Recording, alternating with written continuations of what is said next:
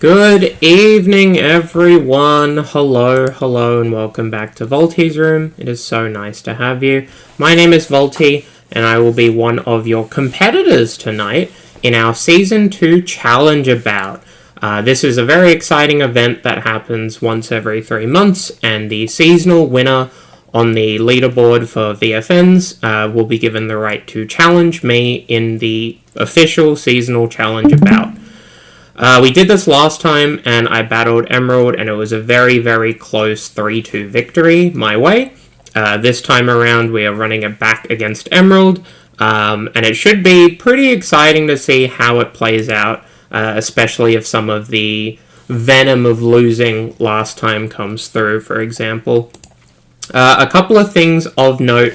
You'll see above me is Rue. They are going to be co-hosting / running through the commentary for tonight. There's going to be quite a lot of Magic to play, and I'm going to attempt to focus and bring a good show when it comes to playing my match against Jack. So in terms of the coverage of the matches, Russ up here is going to bring all of that to you. Now, before we get started, we'll be talking about the structure of the event, the deck list that we've brought before we get into match 1. But firstly, I need to remind you all that Voltie's Room is proudly sponsored by MTG Bazaar. If you click the link down below and join the Facebook group, you can find plenty of auctions of singles that you're looking to pick up for 7-point, especially with Cambrel around the corner in the first week of September. Make sure to buy your cards from Pat and support all of the work that he does for the stream. Additionally, if you want to sign up for Mana Traders using my coupon code Voltie, that does also directly support the stream, and you'll be noting that I'll be using Mana Traders throughout tonight, so it's a very good service. Can't really shout it out enough. So for the structure of this, we each brought a lot of decks, and then there was a banning phase. Basically, I brought 5 decks, Jack has banned 2 of them. Jack brought 4 decks, I have banned 1 of them, leaving us with 3 each. From there, we will play a best of 5, where the objective is to win once with each of your 3 remaining decks. So, similar-ish structure to last time. The deck building process was a little bit different, and the banning process is largely the same, but in terms of it being a best of 5 with smaller best of 3s to earn points, that's how it's going to play out. Jack's decks, which we will run through now, are Jund. This is a pretty stock NO version of Jund, so not quite the normal Jund that you would normally see that curves out at Minskimbu. He has the ability to bring out an Atraxa, and he's also playing a Strip Mine Wasteland Renin 6 package. He has a Mardu deck, pretty stock I would say, just a generically aggressive deck with the best cards in 3 colors. A Reanimator deck, which he has been playing on and off all season, and a pretty stock Grixis list, which is the one that I have banned. So Jack's 3 decks are Jund, Mardu, and Reanimator. What I brought to the table was a 4-color natural order deck, so basically the best cards in 4 colors, but the ability to put Atraxa into play. A Boros midrange deck, so rather than being Mardu, it is 8 points, and because you're in 8 points, you get a slightly better mana base, and you get an extra pointed card. I lost out on the black, so, hand disruption, for example, but the pressure that you can apply is pretty reasonable. A Grixis Reanimator deck, which Jack has banned. It looks kind of like some of the Reanimator shells that we've been seeing throughout the season, although rather than playing green for cards like Veil of Summer and Carpet, I opted for Pyrogoyf. And then Sultai Thoracle, which a little bit funkier than the normal versions of Thoracle, but I think the community at large hasn't quite figured that out yet. So Grixis, Reanimator, and Thoracle have been banned, and my last deck, which I will be playing, is a budget Boros Heroic deck. This deck is coming in at just over $2 a card, and I wanted to see if I could make a deck that was somewhat viable with such a heavy budget restriction, and I figured that running it against one of the best players in the country, playing presumably one of the best decks in the format, I'm going to see if I can get him, basically, because I think it would be good content, so get your clip buttons ready. Because if I get to kill Emerald on stream with Arabella Abandon Doll, you all owe me a gifted sub. Just saying. Just saying. Those are the decks. That is the structure. You can see above me here is a list of the decks that we have available. As each deck wins, I will tick them off and adjust the text file. And we're also going to be having a quick chat with both Rue and Emerald in between matches. But I'm going to start getting into the headspace. So, Russ, if you want to take over, and I'll get ready to rent my first deck. Good evening, everybody. I am coming out of my cage and feeling just fine. I hope all of you as well are doing absolutely delightfully. Hello to the queens, the kings, the yays, the slays, the nays, the theys, the thems, the queers, and all those that we hold dear. Welcome to the Voltie Challenge. Truly, this is Faceless Protagonist versus Pokemon League Champion. We are building teams, we are bringing in themes, everything is on the line. Mostly pride, mostly clout, but most importantly, the love of my heart. Tonight's champion will win my undying adoration for the period of 36 hours. We know Voltie, one of the best to ever do it, one of the darlings of the community. But there is a challenger who is approaching. Emerald, why don't you say hello to us all? Hello, chat. I had something prepared, but unfortunately I'm currently still reading a bunch of the cards in Voltie's heroic deck, so I've forgotten what I was going to say, and back to the reading. Fair enough. There is certainly some weird and wonderful cards in both lists, which will be a delight to watch them all as they come up. We're just preparing the first room now, and just, despite the overwhelming disadvantage Voltie has given themselves by playing a budget Boros heroic deck, which is probably going to be my deck for the night. I am an absolute softie for the archetype at the best of times, particularly in the Singleton format, which is absolutely wild to me. The play draw is also going to be given to Emerald for the first match, after which, obviously, we'll be basically following whoever was the loser of the previous game or match will be given the option of play draw in every game and match after which. Just setting that one up now. Both players presumably working out which of their decks they're going to be bringing to the table first and foremost. And then we're going to get into some matches. So, any other questions, comments, and otherwise you can throw them my way. I may deem them readable and chat about them. I may ignore them completely. We'll see how we go. But relax, kick back, enjoy the show, and my incessant yapping in your ears on this lovely Sunday evening. I hope we're doing well. The guys, the gals, and non-binary pals. Hell yeah, Spawn, you know it. Hello, Vance. I see you're in chat as well.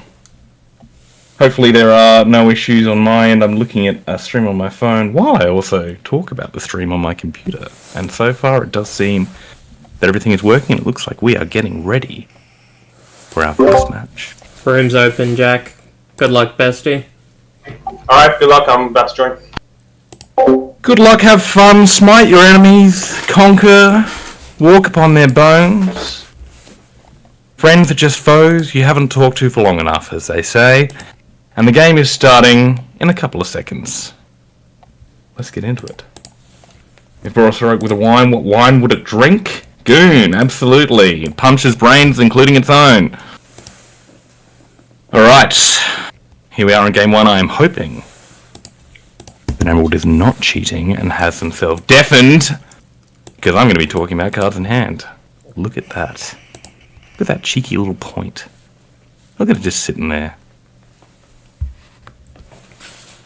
Waiting for Emerald to kick things off. We have a... looks like the O list from Voltie. And that'll be looking like the Mardu from Jack's side, probably from that white-black Surveil land there. Just in a bit of a start off here, nice and quiet. Debating whether we start with a halfling or potentially a fetch land. Seiju, obviously quite useful, but if we chuck that in play now, obviously takes away the ability to use it as a naturalize a little bit later in the game, but you don't want to be forced into things a little bit later, and it gives that gives us a chance to draw other land to ensure that Windswept Heath gets the absolute best target it can. On the other side, we're just seeing that deployment of perfect mana from Jack, and a common from MH3, the Energy Goblin. I'm just going to dig that one up, because I don't know draft commons' names. I know their flavor texts, but not their names. It's a Conduit Goblin. Give things haste, get the beat down. Conduit Goblin is dangerous to spawn. It's just a little guy. Just a little guy. What's the worst a little guy can do? Voltie fetching. Getting that black source there. Black-green open. Probably play that Barragoyf. There we go. Barragoyf just a 1-2 at the moment, but it still managed to maintain Death Touch and Lifelink. Useful to come back later if required. But, you know, both players just feeling things out. Nothing too drastic at the moment. Keeping things nice.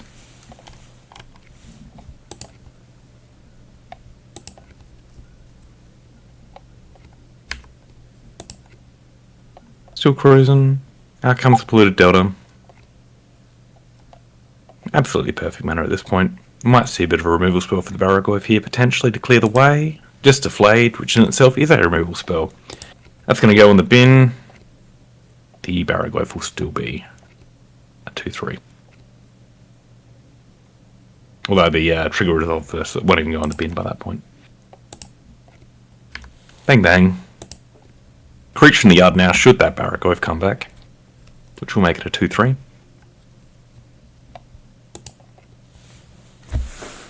Lovely tutor there for Voltie, which, who knows what that could search. That card can search a lot of creatures. I don't think it's ever searched for a Metamorphosis Fanatic in its life, and I don't see it starting now. However, no third land. So we're going to see a Overlord of the Balmerk here, milling a few cards, potentially setting up a Worldly Tutor for next turn. What do we get? A few things in the bin, and a couple of targets there. Looks like a Pyrogoyf. Oh yeah, getting a Barragoyf back from the yard. So Pyrogoyf staying in the yard there. That can be brought back potentially with a Metamorphosis Fanatic or an Animate Dead.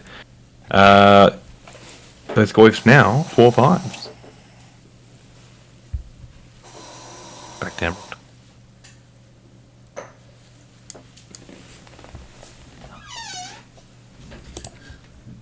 Capture. I'm at Treeland, 4 mana, Pyrogoyf of their own, 4/5 on both sides. That's going to deal with that Delighted Halfling, furthering the kind of mana issues for Voltie. However, Metamorphosis Fanatic, 2 mana. Giving that Pyrogoyf haste now. That's a big boy. Big 7 dummies. Well, you know, feel sad about paying Volcanic Fissure as the land, but it just dealt, you know, 7+ damage and removed a creature, so it can't be all that bad. Metamorphosis Fanatic is the top of the expected. It's a miracle. Pray to your gods, be them eldritch or divine. That's going to come into play and most likely bring back that Pyrogoyf to dink, unfortunately,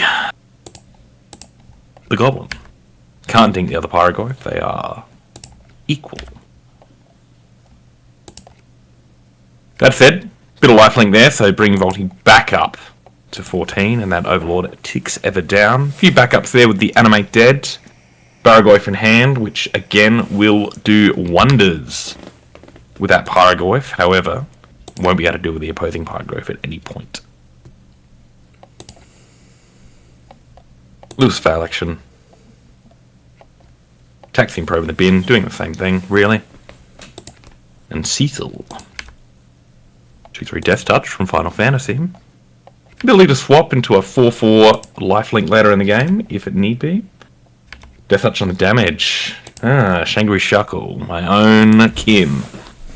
Showing me that I am once again a buffoon, a fool, an idiot, as it were. That's why they're the better brother when it comes to 7-point Highlander.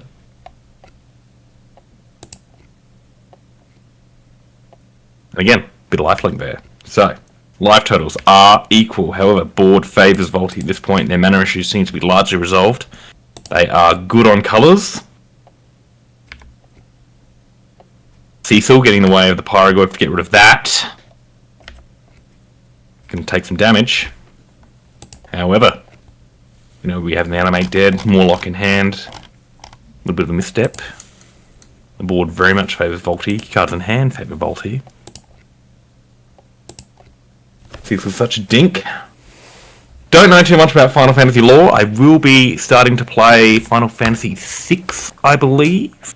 Got that on the Switch. Looking forward to that. I am told that I'm able to suplex a train, which I'm very excited about.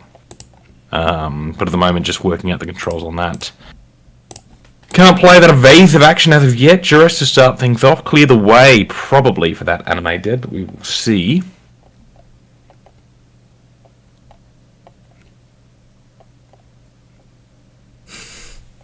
Misstep in a Solitude. Solitude can be cast to deal with things at instant speed, so if we Animate Dead, the Pyroglyph will deal a bit of damage, but then the Solitude can deal with it for real.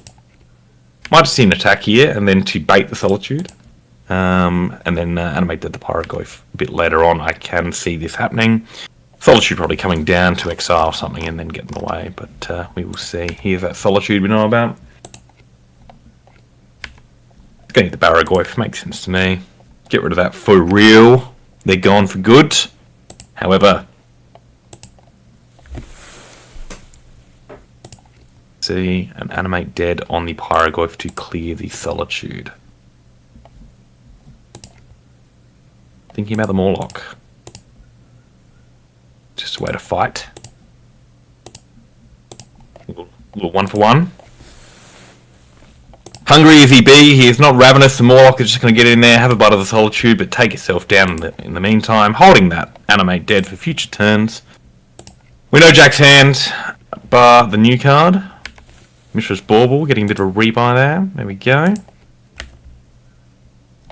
See the top card of Voltie's library, don't know what that is, but we'll soon find out, I am sure.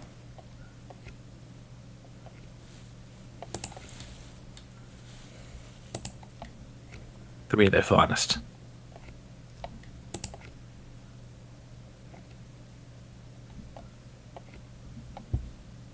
Waiting. Probably a Flage here, I imagine. Requires 4 mana. Which they've tapped. Just deciding which cards to put in their bin. Out of the bin, really. Potentially to shrink the opposing Pyroglyph. Not exactly sure on the card types on each person's graveyard, whether there is a way to get that Pyroglyph any lower than it already is. Flage Titan and Fire Fury comes down. 34 to 11, soon to be 14 to 31. Draw the card here.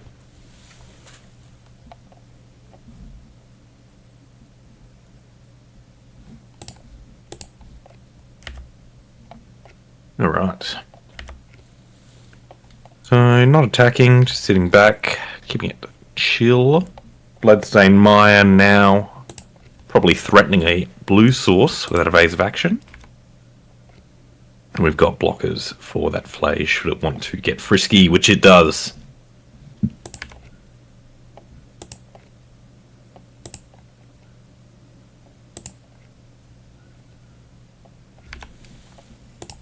Bit of damage dealt, life totals starting to stabilise here.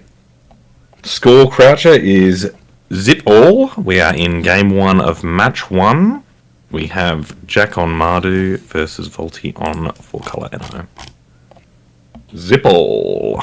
It's like Zippo, but zip all. We can't can't advertise accessories to carcinogenic products on this channel. That would be very unacceptable to us. Drown in the Lock, the draw. Another counterspell / removal spell should it be required. Gonna see this. Ooh. Gonna see Source Plowshare quickly misstepped by Voltie, paying the iron price. That being life total. Zippo's Light Fires, fair enough. Fire in your heart, fire in your belly, fire in real life. Zippo. Translating your passions to real life. Return here could be a plethora of things. We got Psychic Frog, got a Tomato, got a Morlock, got a Goyf. Probably not the Delighted Halfling, but who am I to say?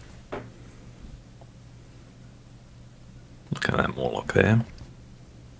That'd be a 4/4.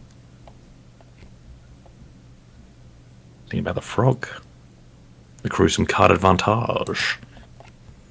Emerald critically on no cards in hand currently. Psychic Frog going to put a pressure on the mana at the moment. Probably won't deploy this turn because otherwise you would not be able to hold up. Ooh, maybe. Getting a Volcanic Island. Animate Dead. Getting back to Metamorphosis Fanatic. Bit of a chain here. Hope Voltage turn off the sound alerts. There's no way of possibly knowing. We'll find out by the flinching that they may or may not happen. And here comes the Morlock. Hitting that Flage, and then a nice little tidy extra here. The effect of Morlock, meaning if Flage would die, it'd be exiled instead, and the Adrenaline Lock actually killing it. That effect is still in place, and Flage is removed. Nice little heads-up play there by Voltie. Jack drawing off the top of their library, and Voltie takes this game down. Moving to sideboard. Being that it is Mardu, I've got no idea. Actually, I could have a look at what Jack could sideboard, but that would involve moving between screens, which I really can't be bothered doing. So we'll just see what Voltie is doing here. Bit of graveyard hate coming in for that Flage and probably other kind of reanimator kind of things. Capital Flowers, obviously no good here. Submerge, Potential, Energy Flux, not so good. Pyroblast, Red Elemental Blast, Garbage. Force of Vigor, consideration. Endurance, consideration. But whether or not that is something that is taken up, I'm none the wiser. Because I am simply a yapper. I'm by no means a good player. And I will continue to self-flagellate throughout the evening. As you are my unwilling audience.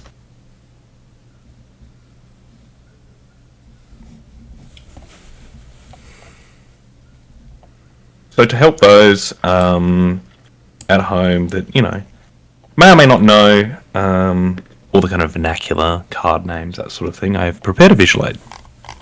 Got my cup of tea here. And on this side, we've got Everything's Fine. That'll be when Voltie is ahead or looking to win a match. I'll sip my tea like this.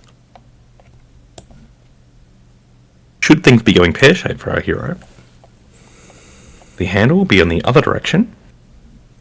We have this message. You can read that one and work out what that means. I won't be using foul language on stream, at least for another beer.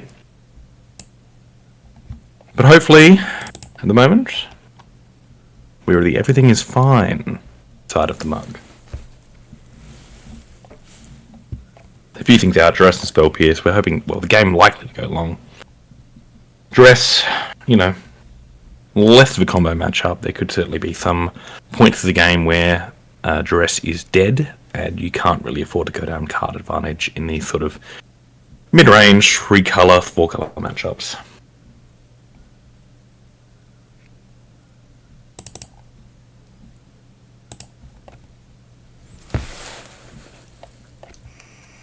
Into game 2, Emerald will be on the play. Well, they get to choose whether they want to be on the play, and unsurprisingly they have.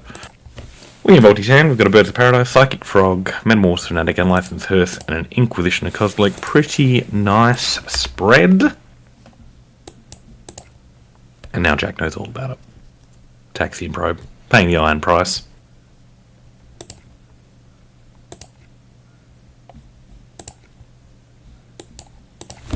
Hopefully those slurps from drinking tea are coming in loud and clear for you all. So you can enjoy that sensory overload. Jack with information now, just working out how they start their first turn. No removal spell, but there will be pressure on their hand, potentially, in terms of 1 to 3 drops, so they may be having to working out what to sequence first if they have a 1 to 3 drop, well 1 drop in this case, and they do not blood crip tapped. Mystery Rainforest to draw. Mana looking extremely good for Voltie. Scalding Tarn looking to get a Tropical Island to get that Birds of Paradise on turn 1. That will allow a double spell next turn, possibly. All things staying the same, and yet most things are transient, so I very much doubt that to be the case.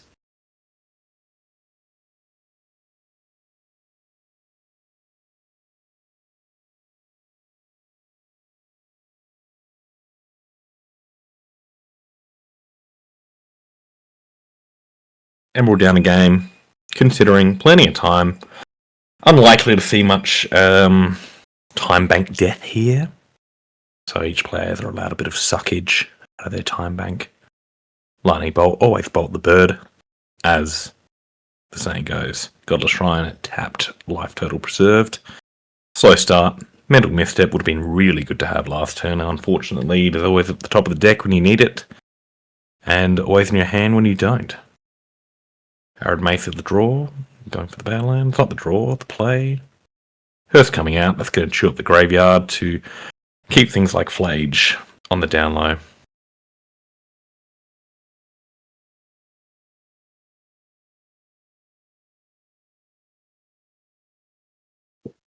Here is an Ajani. An absolute prior. They had controversial views.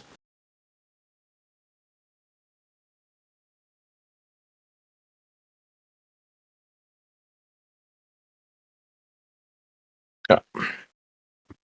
We're back.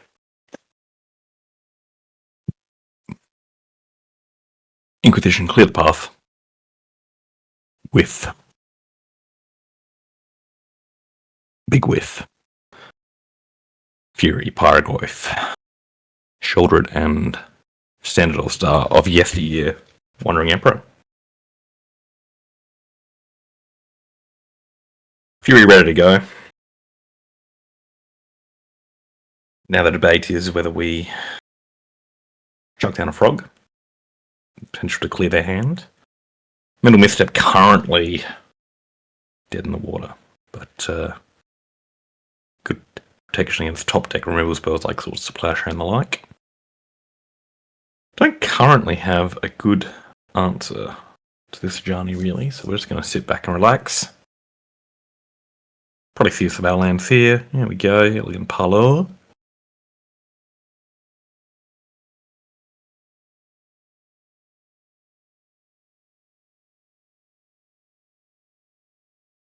Voltie, attempting to represent counterspells removal, that sort of thing. We here at home know that it's all a nefarious bluff on their part. Again, Emerald, you better be deafened and muted, not hearing all the tips and tricks I'm giving you. I know some people think you're an upstanding member of the society, and they're probably right, but hey, trust nobody.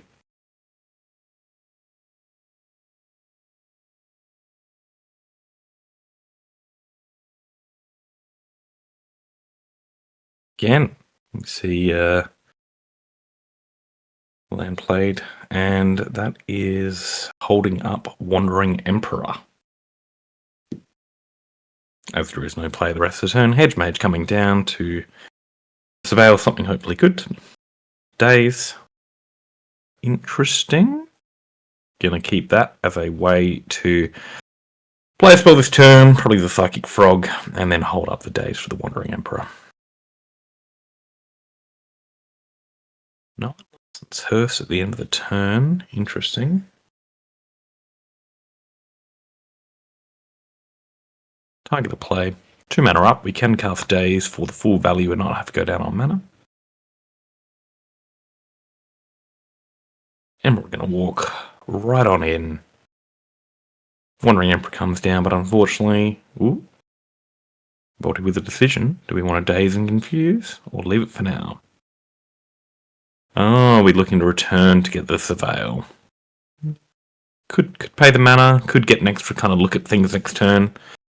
Ultimately deciding to keep the mana up and getting another look at that Hedge Mage next turn, valuing it as a pseudo cantrip.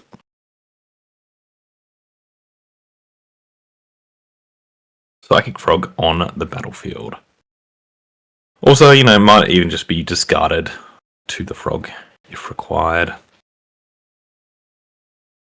Bit of fuel, keep that mental misstep going.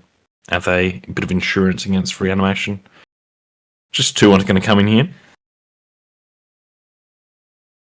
40 down to 12, although Jack has been doing a good job of dealing himself plenty of damage throughout the course of the match. Here's Sheoldred to fix some of that up. So, the Wandering Emperor went down. Unfortunately, Sheoldred's here to stay. Earth's going to eat 2 of those cards in the graveyard, but we do have the problem of the aforementioned Apocalypse. It's going to start finishing things right quick.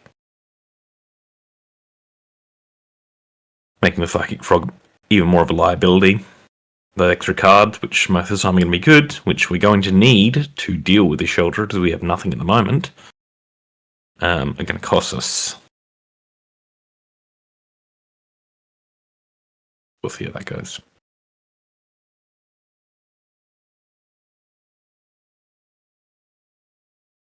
Gonna slightly turn this over this way.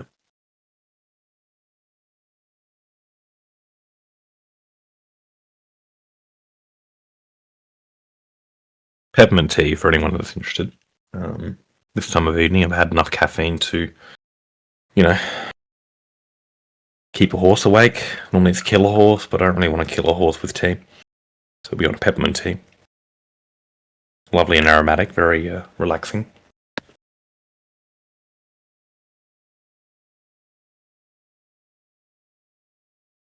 That frog flying. Trying to get an answer. Kind of have to at this point. Price in. Bang.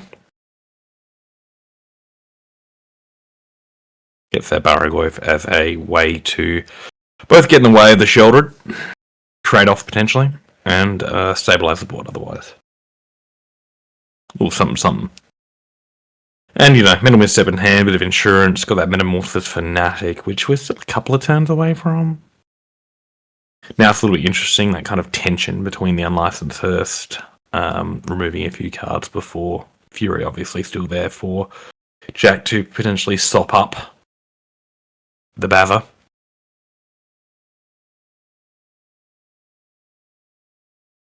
If we hadn't removed a couple of cards in the graveyard, it could be a different story. But who is to know? Who is to say?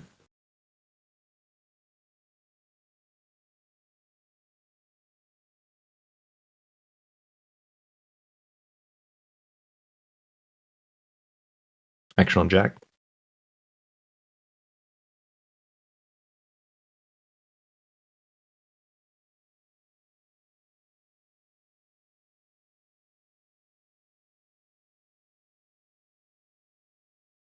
All 12 followers behaving themselves quite well tonight. No mention of memes, no mention of anything. It's decidedly professional in here, which is extremely odd for this sort of stream, but, we do what we can.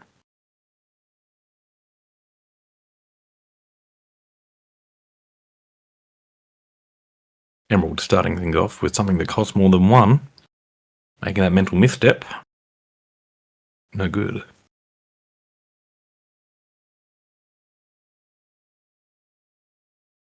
We know the Fury and the Pyroglyph, don't know the other 2 cards. Take it back. Start with something else.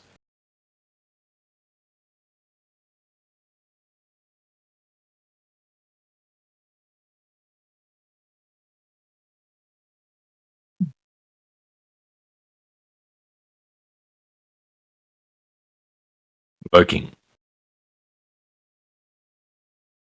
Pitching a Fable on the Mirror Breaker. That's gonna go all 4 dammies on the Barragoyf. The frog, potentially. We got an instant. We got a creature. Maybe been a land? Bins a land to get it out of range. Nice and clean. 4 damage now on that Goyf. And following it up with a Paragoyf to likely finish it off. But 3 cards for the price of 1. That all being said, it's going to be... ooh. See if there's a way to shrink it down, but I don't think there's a way to get rid of enough card types to stop that Bazza biting the bullet. Then we're going to see a swing through for 7. And that probably should be all she wrote for this game. But we'll see.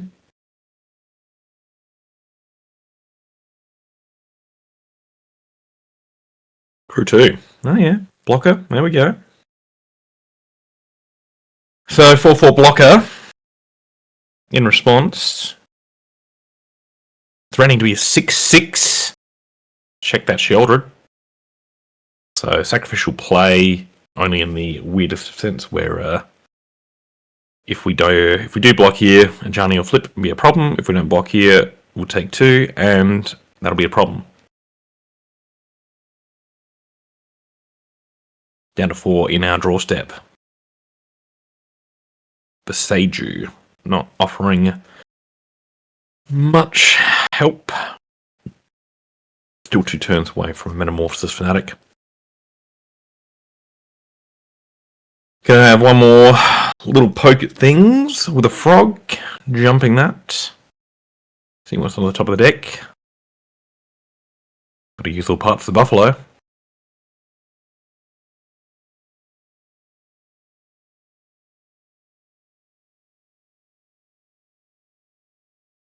Cannot get their blockers, but may have something in hand. Not sure what it could be. But they may. Well, they do have something in hand, but whether it's useful, I don't know.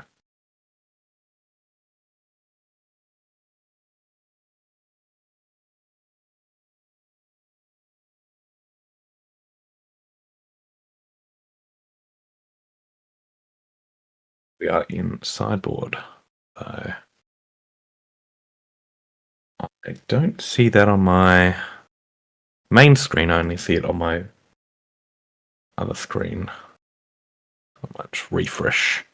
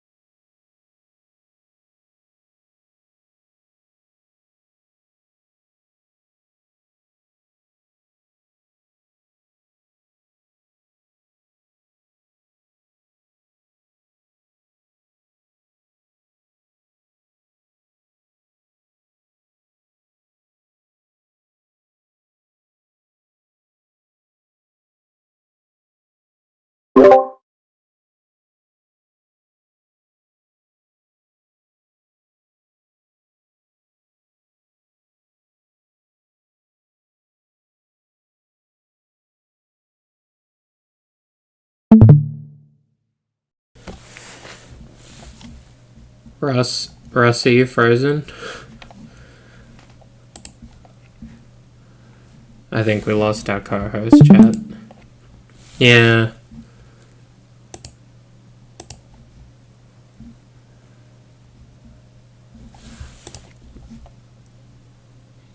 Alright.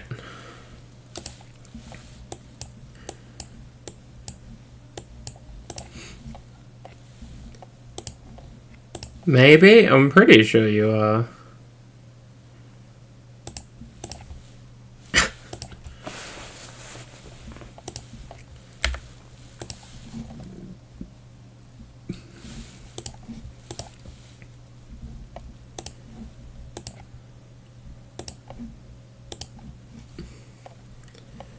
It's probably worth rejoining the call.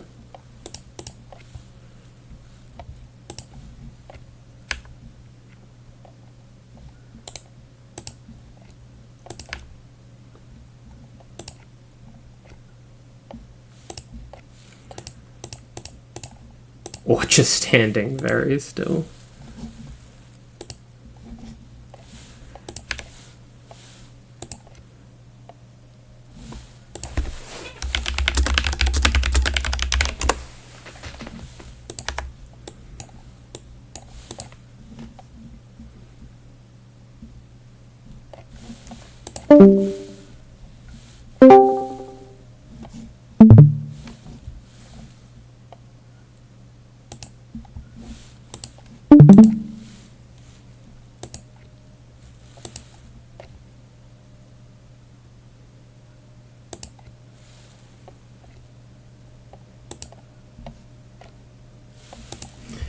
Hey chat, how's it going? In case in case you've missed some of the stream, today is the Season 2 Challenger Bout. We are currently in Game 3 of the first match.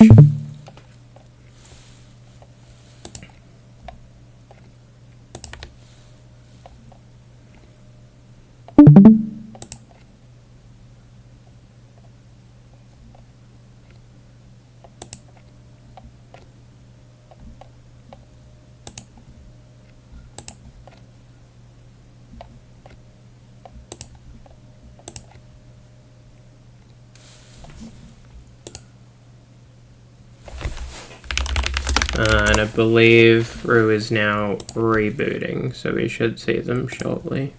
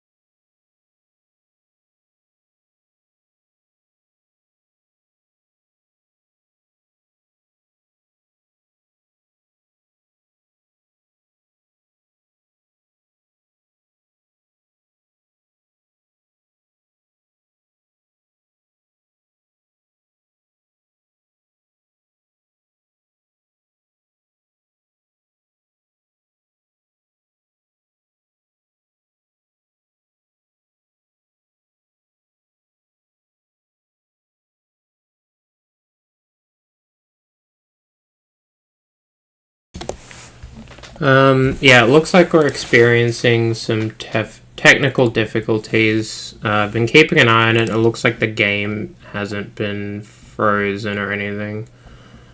Oh shit. Am I dead?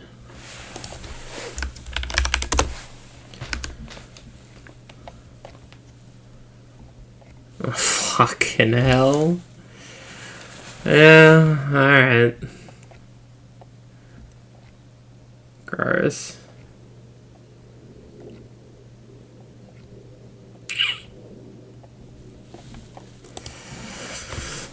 That was a pretty good draw.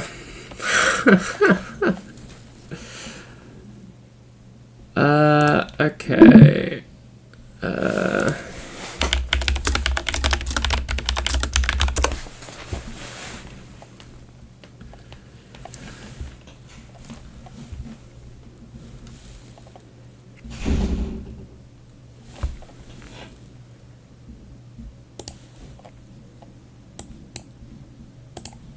Jack, you there?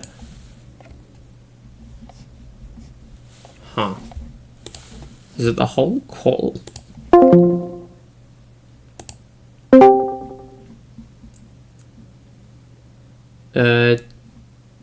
Jack? Oh, is it my end? Oh, it's my end. Oh. Okay.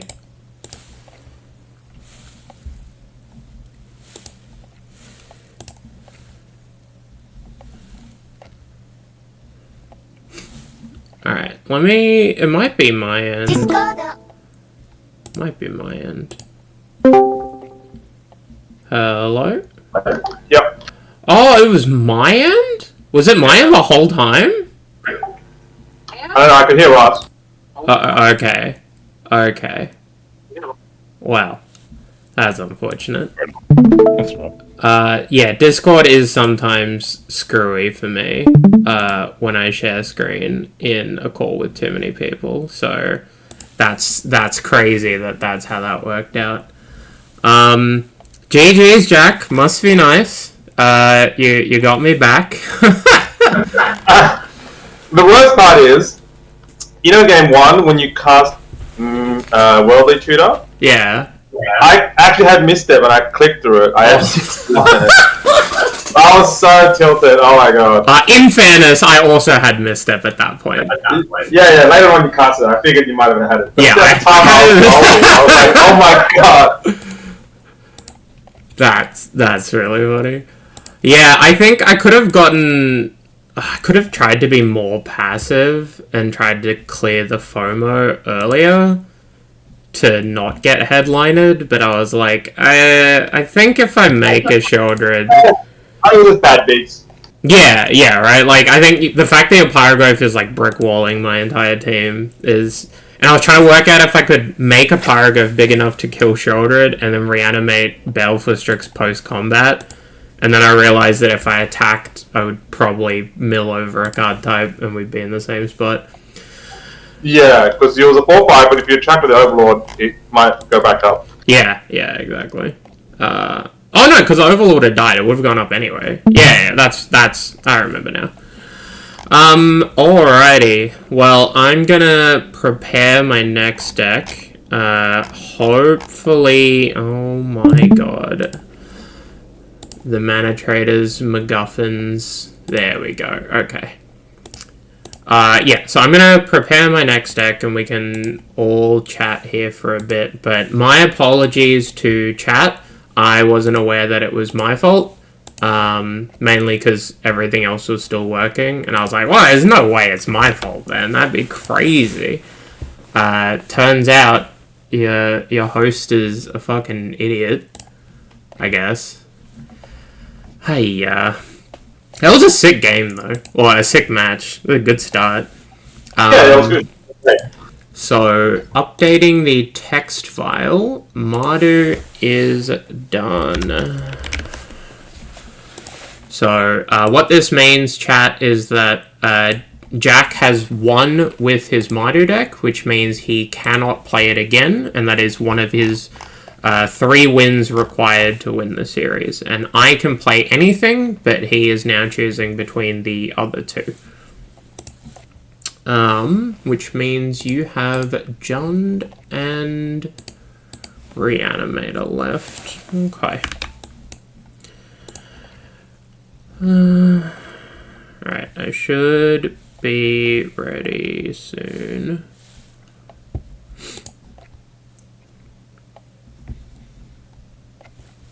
Well, after that deliberate and malicious attempt to embarrass and silence me by our host, hidden behind a thin veil of ignorance, I'm back.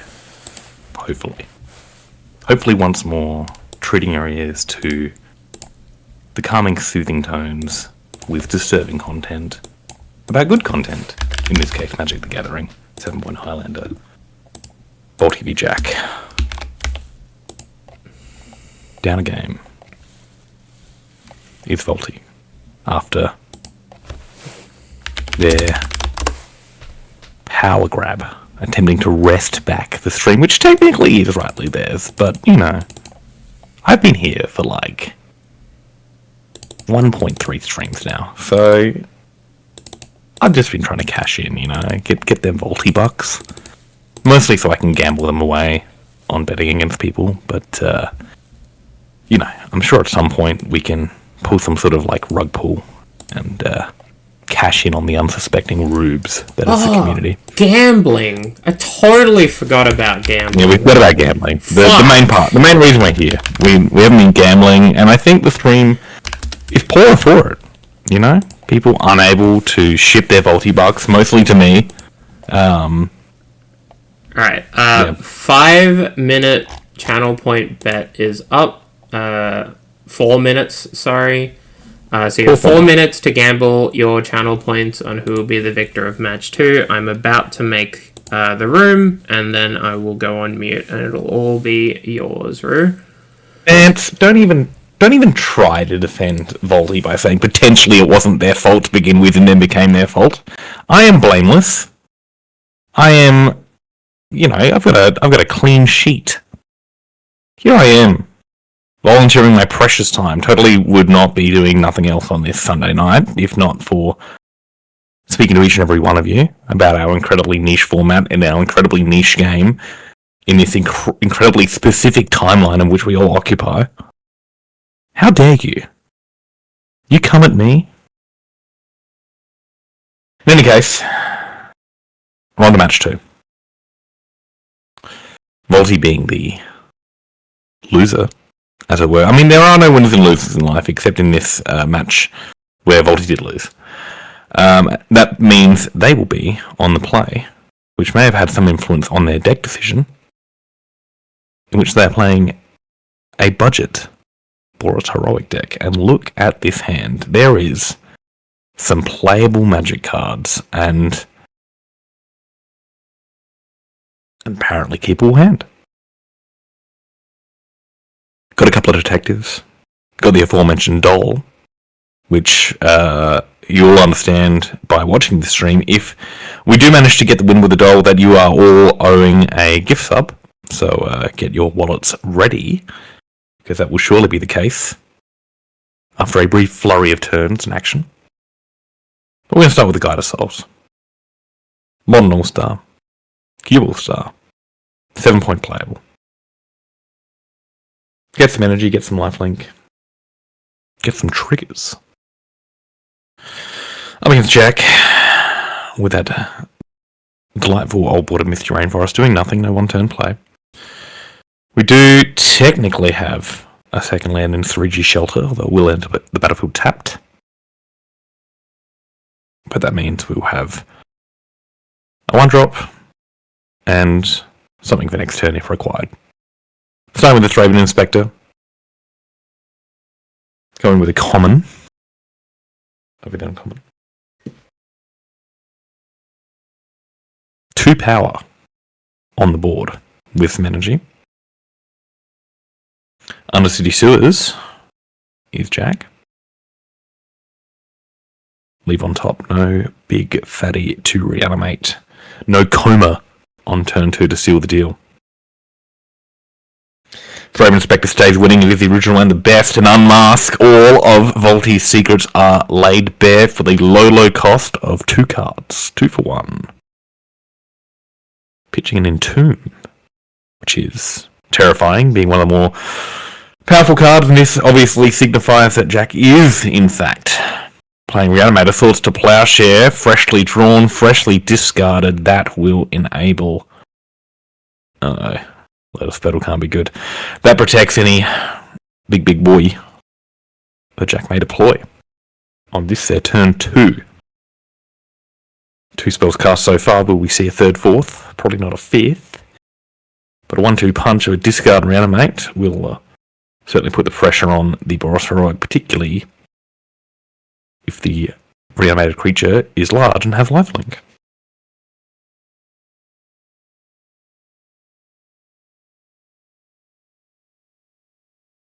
Seeing any gambling happening, which I take as an affront.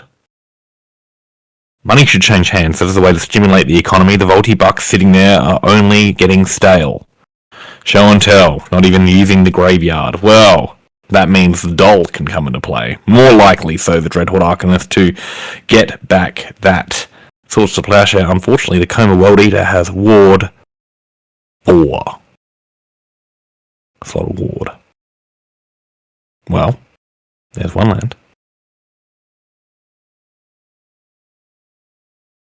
3/4 of the way there. Unfortunately, should they come and deal any combat damage, and being the big 7 power trample creature that it is, 8 power creature, 8/12, it's even better than a 7/11. Equal Leviathan, step aside, we got a new big boy in town.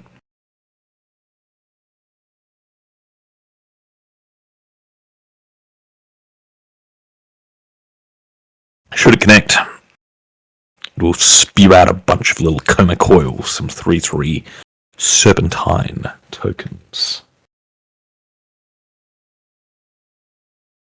Voltie looking through their options. We're going to see Annabelle. We're going to see some energy. We're going to see another inspector. We are flush with little idiots and clues. A little bit annoying that and I believe that is a clue from the celebrated TV show involving Dungeons and Dragons, Stranger Things, I believe. That clue is from. I could be wrong there. It could be something else entirely, but I wish it was a little bit of, consistency. That Coma does come in, and with it brings 12 power. Giving something haste and drawing a card, probably not going to do it. We did need a mana there, a land, to get the ward in to kind of stabilise the board. Voltie's still on 16, but unfortunately that is it's 20 power on Jack's side, thanks to that Coma. Gonna need something. Gonna see this extirpate or expedite, can't quite remember. Something involving haste, drawing a card and targeting, getting that 4th land. So it is there if we survive a turn cycle. The tokens don't have trample, however, every single time that Coma hits, it produces 12 power. So, maybe a little bit too little too late. We shall see. Do have the option of jumping a creature, making it an angel, getting a bit of life back. Whether that's going to do enough. We'll try a setup turn. Play for land for the turn. Get a crack at clue, see what we got there. Chain to the Rocks. Again, useful. However, ward is good.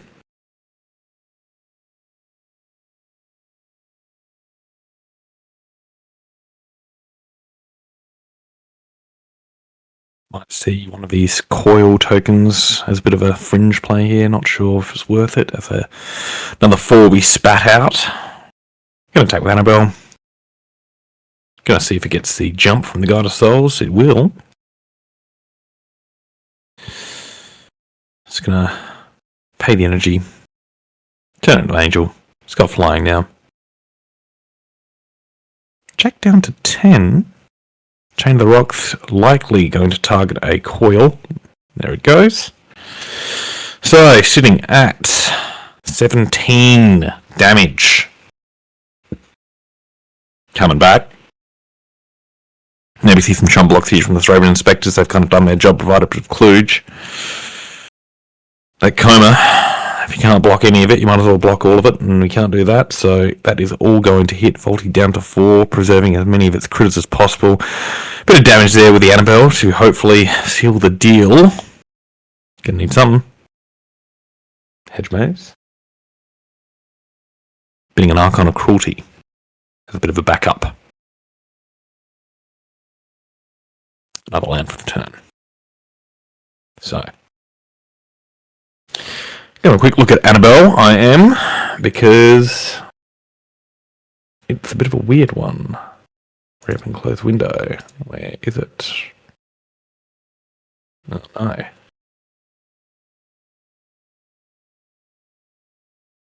Restore?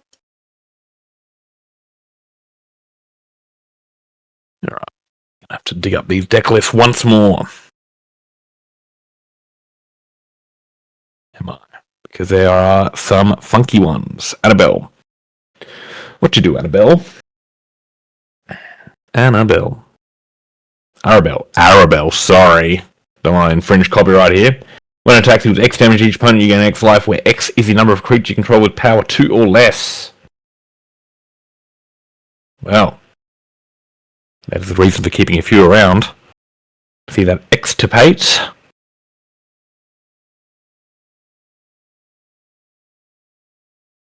Drawing a card.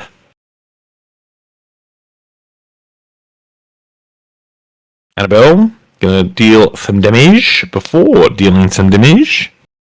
This is all before damage. Gonna scoop it up, seeing those lands. In the sideboard we are. There we go. So finally decided to all restore. So Red Elemental Blast, good against some of the Reanimator options there. Obviously we're going to see things like Containment Priest, Soulguard Lantern, Tormod's Crypt, and the like. The classic Graveyard Hate. I know potentially a consideration, but that's more against Storm. Three lands row pretty rough. Always is, unless you need them at the start, isn't it? Vance? Unfortunately, the cup has been heavily set on this side. We'll see if we can turn that around. Turn that cup the other way around.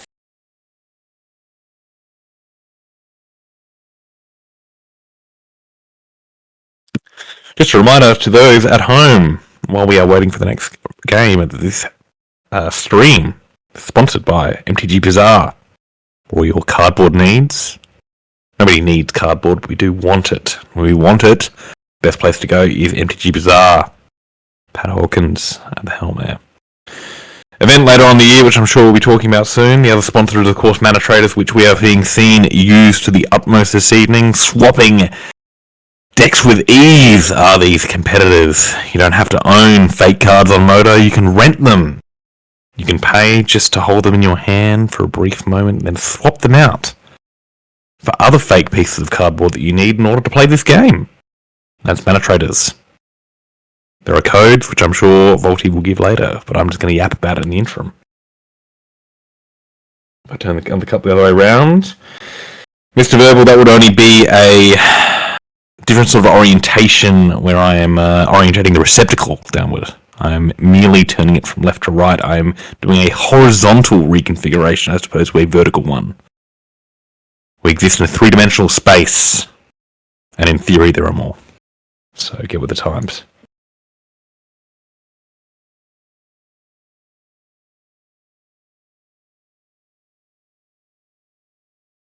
Still mucking around with this configuration. Crimson Wisps all the way back from Lorwyn. Seeing its time in the sun. Let's see. Big Russ with the facts. Look. We come here for fact and fiction, and I will provide both. And what is fiction? But a fact for someone, what is fact, but fiction for others? Everything is contextual, transient, and unique to the self. Swiftly meddling in my hand. Unfortunately, we're seeing now a landless hand down to 5, and again down to 4. Or maybe? No, keeping that 5, putting a couple back potentially. Bigger whack, providing 2 colours. On thin ice. Potentially problematic. Keeping this hand with the Heartfire Hero with the Mishra's Ball for the redraw. We get a Koi Steel Cutter. Notably banned in Standard, which means it's probably playable in 7-point. Quite playable, in fact. Ephemerate there. On thin ice as a good way to remove it. We will need a Snowland for that. Voltie on the play once more. Just waiting for Emerald. Well, no, we're waiting for the other mulligan. I apologise. Restless Bivouac going to be the play here, turn 1. There is no other. It's just whether the Mishra's Ball is sequenced beforehand. Look, you're going to make sacrifices when you're paying less than $2 a card. Your mana base is going to be dog. Restless Bivouac can attack. Let's not forget. The bull can be put on a rampage later in the game, but we will be needing a lot of mana to get to that point.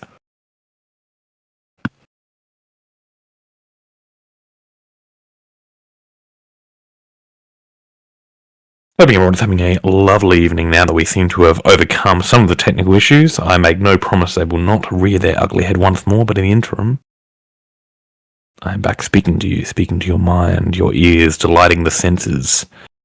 As your mind thrums and your eyeballs are pleased, choose a Sacred Foundry, Koi Steelcutter onto, just as we drew it up, saving that Mishra's Ball. Heads up play, Voltie. Here's a Monk. This Monk is not here to meditate, it is here to swing to the fences. Haste Trample Prowess coming in for 2 on turn 2.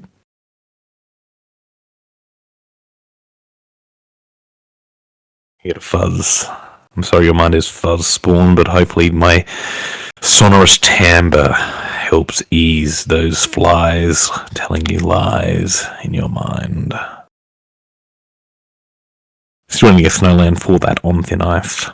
However, Heartfire Hero is ready to go. Oh no. Scenario, it is what I'm here for. Containment Priest. Ready. Just going to sit back. Not under a lot of pressure right now, and the Containment Priest providing a little bit of defense. Collector Roof. Doesn't stop all of the Koi Steelcutter. It does stop the equip later on, but doesn't stop the triggered ability. Voltie's green screen is showing. Don't ever talk about a lady's green screen. That is an extremely private thing. Out comes another land for Voltie. Holding that Heartfire Hero, presumably holding for the double spell if required. But to do so, you probably want to get a bit of value from that Containment Priest. Underground Sewers, looking for something. Bins the Entomb. Once more, interesting, the Entomb. One of the most powerful cards from the animated deck, being binned in both games at this point. Charlie has been called. Charlie may be needing a bit of time, as Aunt Voltie is concentrating very hard on her game. So, little Charlie may have to make an appearance between games. We will see. I'll be sure to remind it. Here comes Containment Priest, end of turn with protection.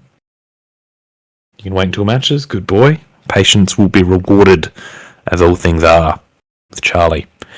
Here's Mother of Goons. Unfortunately, just Mother of Runes. Might see the double spell here with the protection held up. Might not. Again, not under a huge amount of pressure.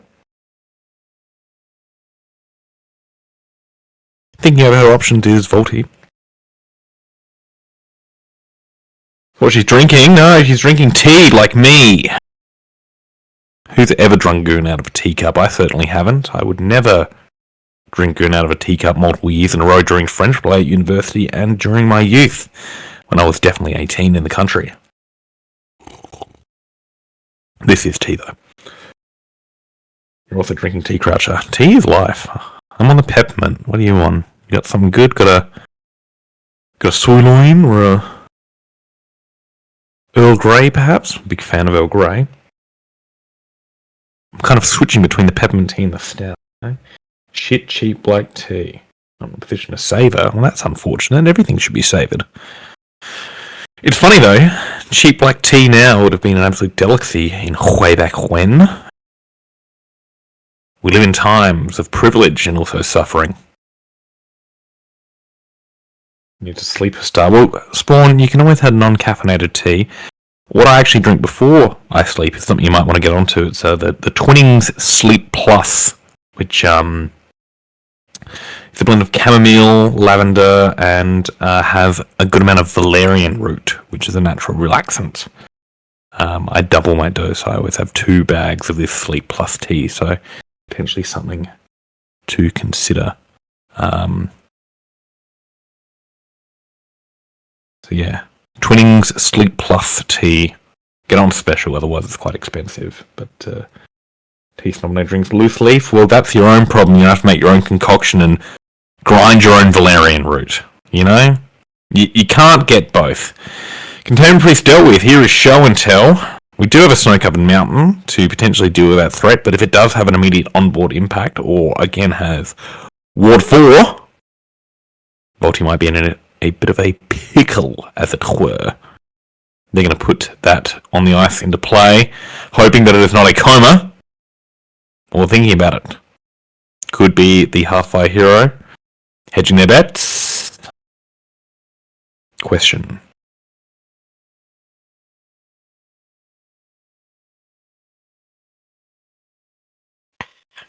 Alright, going with and that's an Archon, so there will be a trigger on the stack, but that Archon will be handily dealt with. We're going to discard a card. And we're going to draw one. Discarding the protection spell, holding up the Hardfire hero. The next turn, to try to get a bit of action and traction on this game.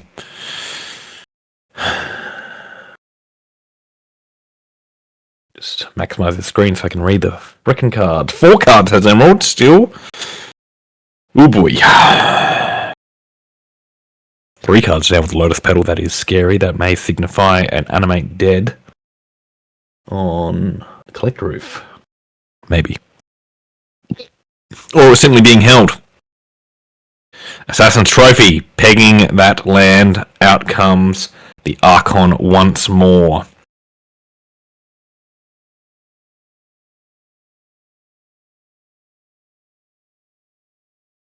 Rip, not helpful, Croucher. In this case, the Archon's already in play.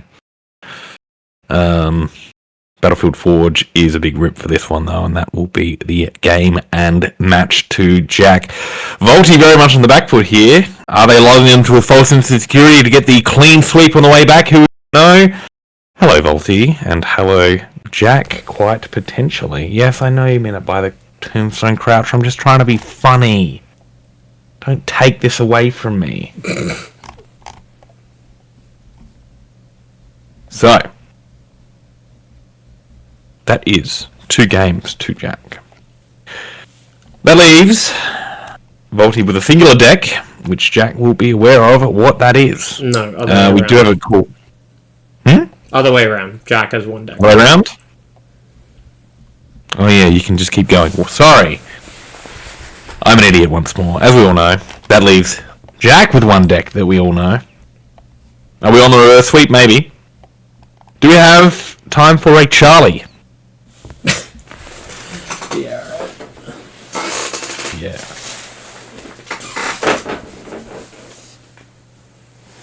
There you go, crap. Charlie's here to help. So, that leaves Jack on the Soul deck, which we've seen Mardu. That's gone. We've seen Reanimator. That's gone. Close them tabs. My toolbar is looking, my tab bar looking a little bit cleaner now. We have the VFN Jund list left against one of Budget Boros, Boros Mid-Range, or 4-color NO Mid-Range from Voltie. Got their thinking face on. They have victory in their hearts. Victory in their mind. Hoping for Voltie to pull this one out so we can continue this stream. Otherwise I'm going to be yapping for an hour and a half, and I'm not paid unless I get at least 2 hours of streaming. I'm not sure what I'm paid. Probably an exposure, but the contract says minimum 2 hours before any pay is considered.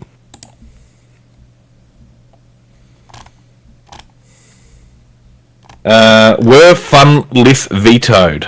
The lists that were vetoed were Reanimator and Thoracle. Voltie Thoracle and Grixis Reanimator were vetoed by Emerald. And the deck we will not be seeing from Emerald is their Grixis list. So,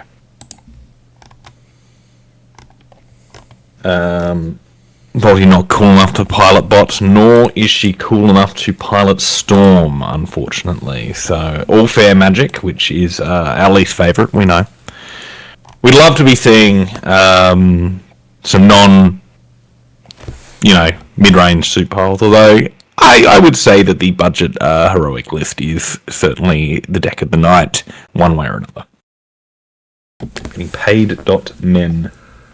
I don't know what paid.mem is, I'm not cool enough.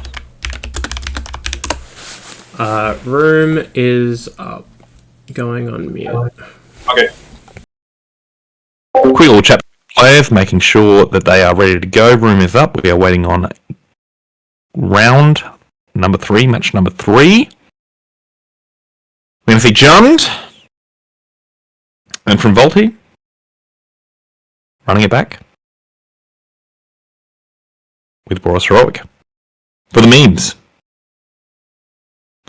So, here we see the Novice Inspector. Raven Inspector's Offsider. Benevolent Bodyguard, absolute banger. Giver of Runes, Ephemerate. And some sort of Jumpstart card, which I'm going to have to look up and tell you all about. That is Bragon, Soldier of Melitus, 2-mana 2/2 Vigilance Heroic. Gets a +1/+1 counter. Tap, remove +1/+1 counter from it. Draw a card. Gods Guide My Hand. Lovely anime art there. A little bit kind of Ghibli-esque in a way. I'm not really sure. Anyway, starting off with the planes. What 1-drop will they select? Think of Iron Vec going to do some work out of the board? Quite possibly, Graham. Giver of Runes. It's giving runes. Is the core? Will runes be enough? Is this the energy we need in today's fast-paced environment of Bug Reanimator? Quite possibly. Or it could be anything. No, Bug Reanimator, we know it's Jund. What am I on about? Benevolent Bodyguard, making sure the Giver of Runes continues to give. Everyone's favourite Spinny Boy, Matt Courier, entering the fray.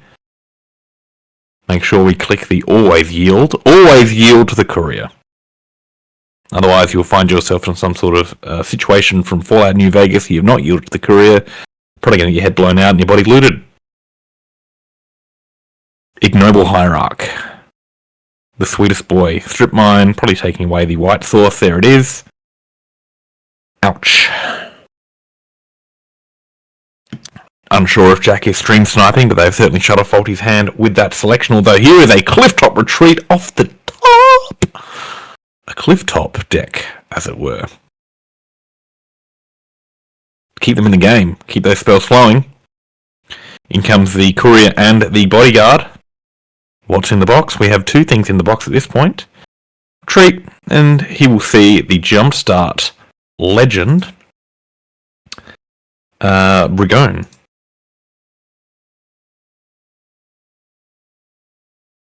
Next turn, things get interesting with that Bomat Courier, as it will now have more cards under it than, or at least the same amount of cards. Fatal push on the Giver. Is the Bodyguard going to step in? Yes, it does. It throws itself in the way. Protecting. Originally from Judgment, one of my favourite cards. I had a 401 back in the day. I loved it. Never got to play with it. I don't know where it's ever gone. I'm regretting losing that, as I could now be playing Boros Heroic in 7-point and just be a lot happier. Here is an Overlord of the Battlemercs in one of its ugliest incarnations, unfortunately. While Moto does prevent a lot of terrible card art, it does allow a few, and this is one of them. Besties with Lurrus? Hell yeah, Born. Alright.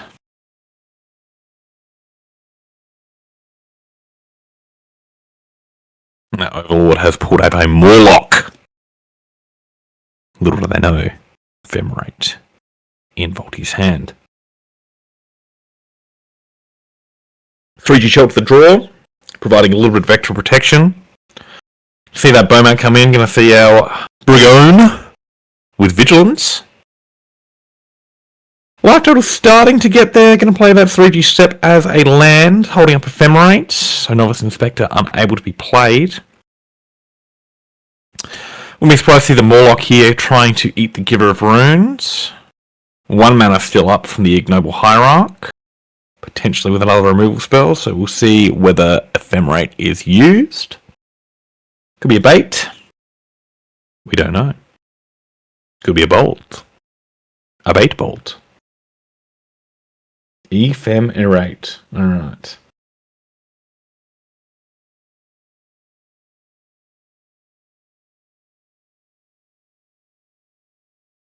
So we're going to see the activation of the core, just in case, prior. Protection from blue. Red. Red? Red. Ephemerate still able to be played. We're going to see that be put onto the stack, see if Jack has a response. It is pop. Pop goes the weasel, and it's back. Nice and quick. Here the rags. Absolutely incredible with the protection from red prior.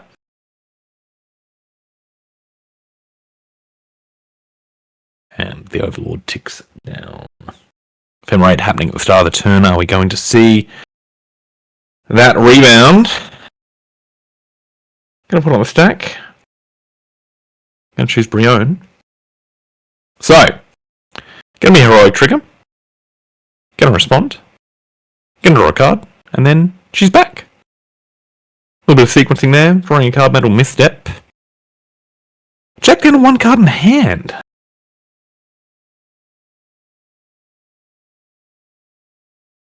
Here's a Johnny. Coming up the board. Now the decision. Bowman Courier can attack. We'll have 4 cards under it. Can give it protection from red to keep things going, but then you're using that giver already. Or you can simply sacrifice it and the 2 cards in hand to draw a fresh set of 4 on attack. We're going to see that protection from red, which means we are likely to not see a sacrifice this turn, and maybe next turn go for a fresh 5.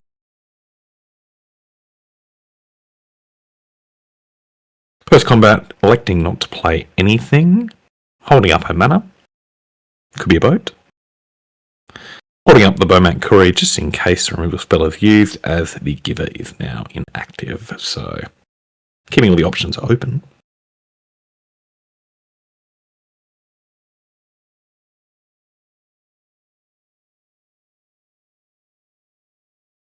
No attacks, no spells. Launch the fleet.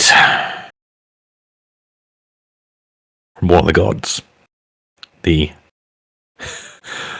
not very popular strive mechanic, which is a sort of kicker heroic type thing, where you can target multiple cards with the same card. Voltie working out what they want to do. Whether they want to, again, potentially cash in. This Bowman should be 5 cards this turn. Land has not been played. Got Strive to make some things. I can see Strive targeting multiple cards. That means multiple soldiers will be made to give some blockers for that Ragavan. Give her runes up. It'll misstep up. presumably holding the Clifftop Retreat up. There we go. ++1 cannon Brigone with Vigilance. 3-3 now.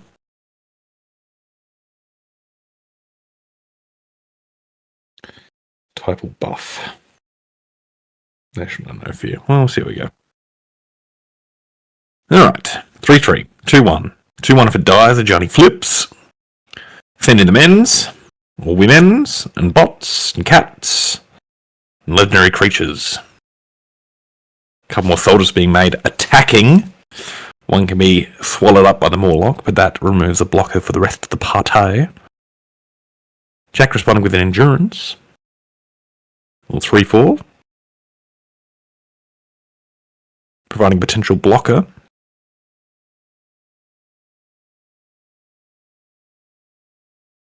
Maybe on the Brion.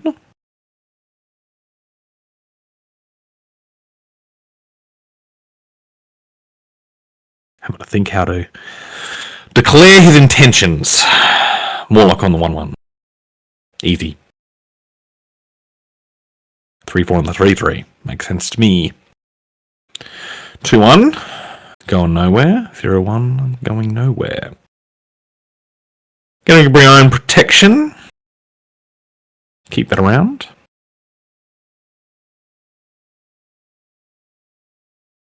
Four damage is Jack going to take to 8. And pop goes the Bowmat. Fresh hand. And we see some options. Unfortunately, no white source for a lot of those protections. I'm going to have another look. Didn't get the white source, so I read it is. And option Dragon Race Channeler, Crowan, what's his name? And Halfway Hero. On Crusader. One Overlord is up. Yeah, Overlord, a couple of turns away. One more, 2 more pips to go. And the 5-5 will threaten to slam the door.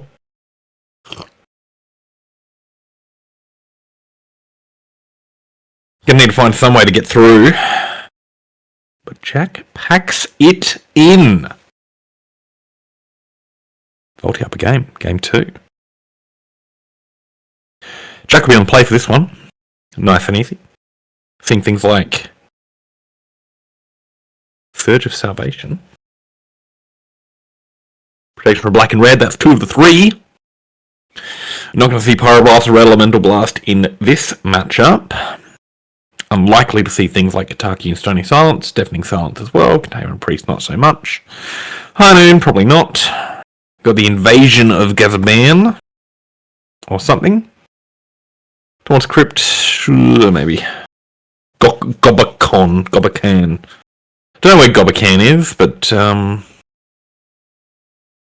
they like cool force fields, so good for them. Do I know a good card? Hex Parasite. I would contest that claim.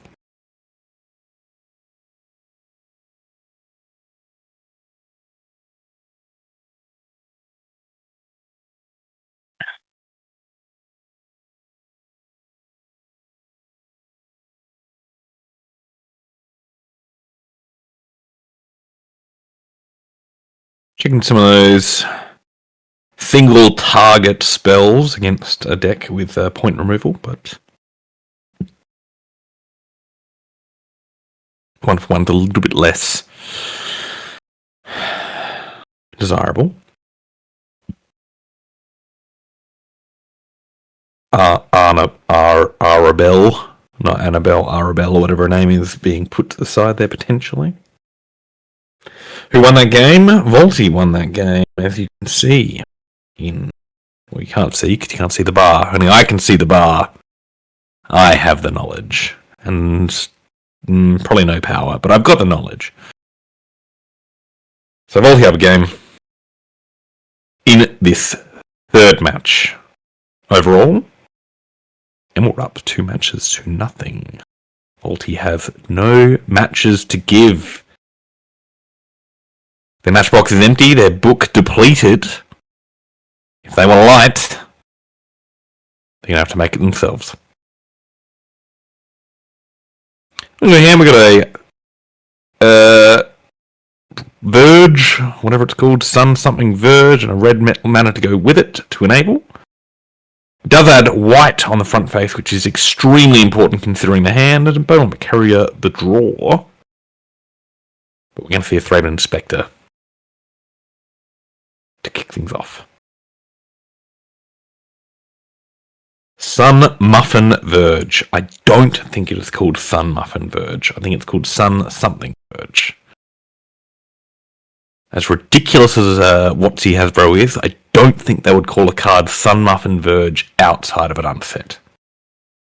Very pretty delighted halfling discarded or surveilled away, and collector oof straight on down. Bit of a problem.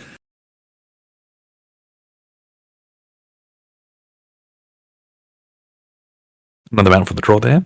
Lands keep coming. A little bit choked on white mana at the moment, but we will see. You can find a way. Gonna chain that oof to the rocks. And Burmat Courier to follow up. Ping pong, 2 damage from Voltie.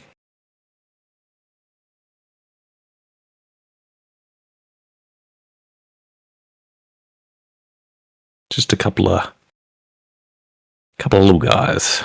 Force of Vigor, killing Chain of the Rocks and Burmat Courier, and the block for the absolute blowout. Absolute blowout. Chris following things up, and Voltie's hand extremely anemic, with lots of ways to protect a creature that simply is not there and continues to be absent. That was huge. That was huge. Lurrus bought in. Lurrus can be played next turn. However, that Grist has gone up a Cutler. Collector Roof remains on the field. And a board is building.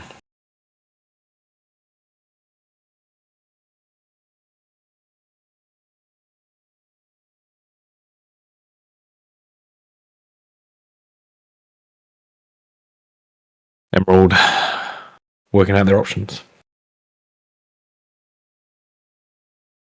Can't be played with protection backup, that is correct, even with that extra red mana drawn. So really, if Allurus is to be played as with a Burmat Courier as its backup. However, 2 cards in hand and a lot of untapped lands. And really, not many removal spells used so far. It's a tough one. Gonna blow up that land. Gonna blow it up. Potentially removing red mana. However,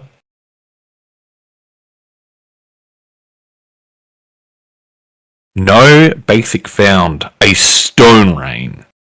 A certified Stone Rain. 4 dammies at minimum. Coming in. A Tiger. Red Source refound. Off the Scalding Tarn. Another one. Another little critter. Animate Dead. That'll be on that Overlord, which will come back as a 5/5, which again, bring another card.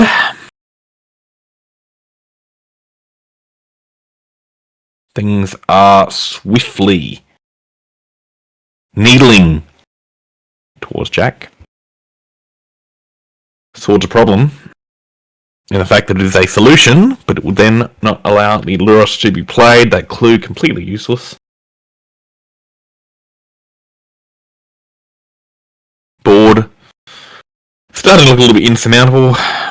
Voltie just doing the check of things that are available information. Should there be a potential sideboard card that they can know about for what is looking like an eventual game 3.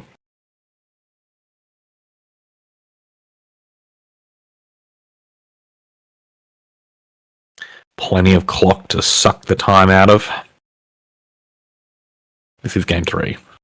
Shit. You can tell I am a professional.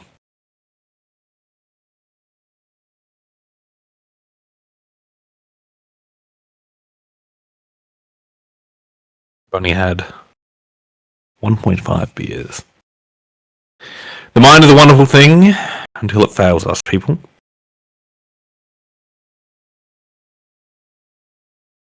And mine fails often.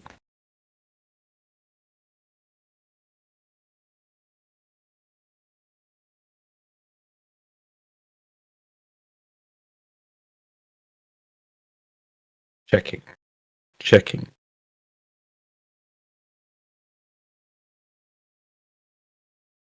Wrangled.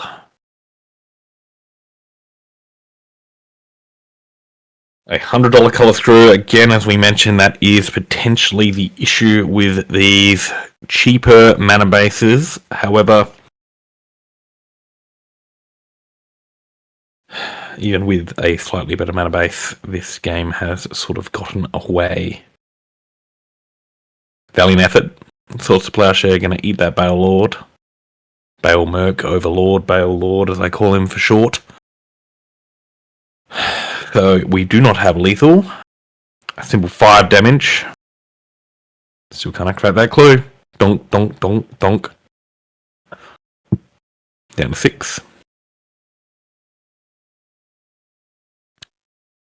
We have Delirium for that shifting woodland, although Pyrogoyf is going to mop it up and pop.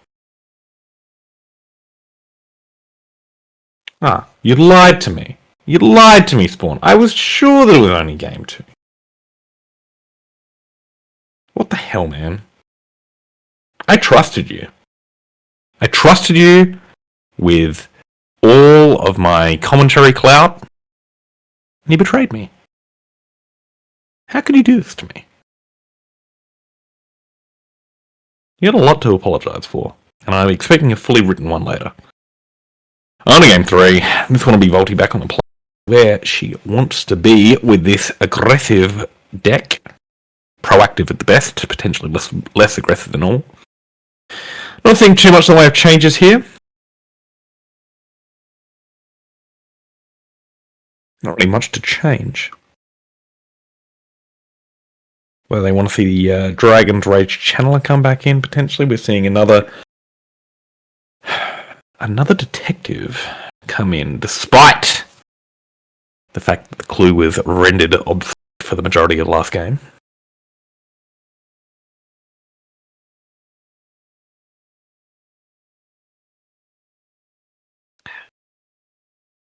We're swiftly coming up on the 2-hour mark of this set of potentially and hopefully 5 matches. Or 6. Or no.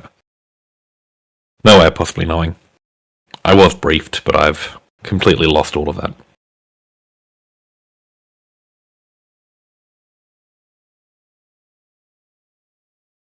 Just tickling the numbers here. Deck is submitted. And on to game 3 of hopefully only match number 3 of more. Lurus once again revealed, and we have a pretty decent hand in the fact that we have the Snarl and the Verge both turned on, held together tenuously. A lot of pressure on this snow-covered plains here. It's doing the work. Choice between Guide of Souls and a Giver of Runes for the turn 1. Guide of Souls making an appearance. This, of course, means the Giver of Runes is not able to activate from turn 2, but it does, in case there is a turn 1 removal spell, mean the Giver is likely to survive. Overgrown Tomb with no life paid. Dreadhorde Arcanist draw, we might see this come on down. Probably not going to see. Yep, we're going to see the Snow-Covered Plains. Here's the Dreadhorde Arcanist holding that Giver of Runes for a little bit later. Currently nothing in the bin for that Dreadhorde Arcanist, however, a path to exile ready to go for the future. That's what we call investing in the future, people. Problem is, no basics have been shown by Emerald as of yet. We saw 2 last game prior to them running out, so the Path to Exile going to effectively ramp them if used as a removal spell. So it'll be a matter of what is good enough. Molten Collapse on that Dreadhorde Arcanist, even though there are no targets at the moment, respecting it. Another land for Voltie, that is 4 now. And with a deck that only goes up technically to 2, with the Stone Rain as the 3rd. Doesn't need too much. That being said, Lurrus is a good way to use that additional mana, should we get that late in the game. Unlicensed Hearth there. Giver of Runes in the cooldown period. This is the turn to get rid of it. Unfortunately, it's not like old Mum. Cannot protect itself even when it is hot and ready to go. Seeing that Wooded Foothills. Probably not for a basic. Oh, it is for a basic. There we go. 1 of 2 gone. 3 mana. First rule threats. Toxic Deluge. Oof. Clean 2 for 1, and we're a little bit worried as the pressure is firmly gone from Voltie's side beside that unlicensed hearse. Invasion, drawn a little bit too late, would have been absolutely gorgeous should they have the creatures to have activated this turn. It still does. Working away, Lurrus to hand to get things happening next turn. No issues this game with only having access to 2 white mana. We have the full 4 should it be required. Path to Exile being held up. Misty Rainforest, unlikely to get a basic swamp as it cannot. Probably holding up for a Surveil land. Unlicensed Hearth going up to 4 cards now. Corey still cut at the draw. Could be a little 1-2 punch there. Looks like that's what we're seeing. Corey still cut up. Into the invasion. Invasion doing a Pull of Vita Rosa impression, if I recall correctly.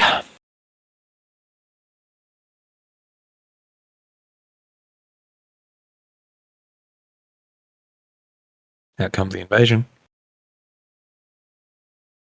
On Emerald side of the board, because you have to attack it in response in Duras. Full cost. Probably to prevent Voltie from taking it. Sadly, no excess mana left for that Path to Exile. Invasion going to eat. Likely the natural order, but who can possibly know? Going to slow that down for a couple of turns, so that natural order now costs an additional couple of mana. I think. Let me check. I should know every single magic card in history, as is my job, quote unquote, but I don't. Invasion, where are you? Cost initial 2 to cast. I am correct in knowing what a card does for the first time on this stream. Gonna crew that hearse, doinking for 4. Surveil land as called previously. We're going to bin that snow-covered swamp. That means there are no basics.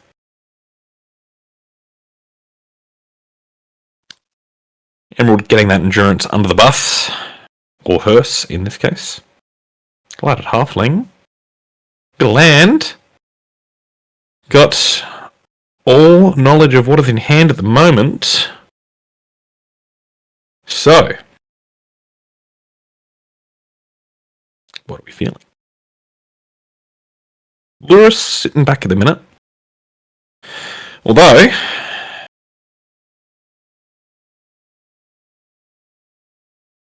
Lurrus and a Path to Exile will make a monk.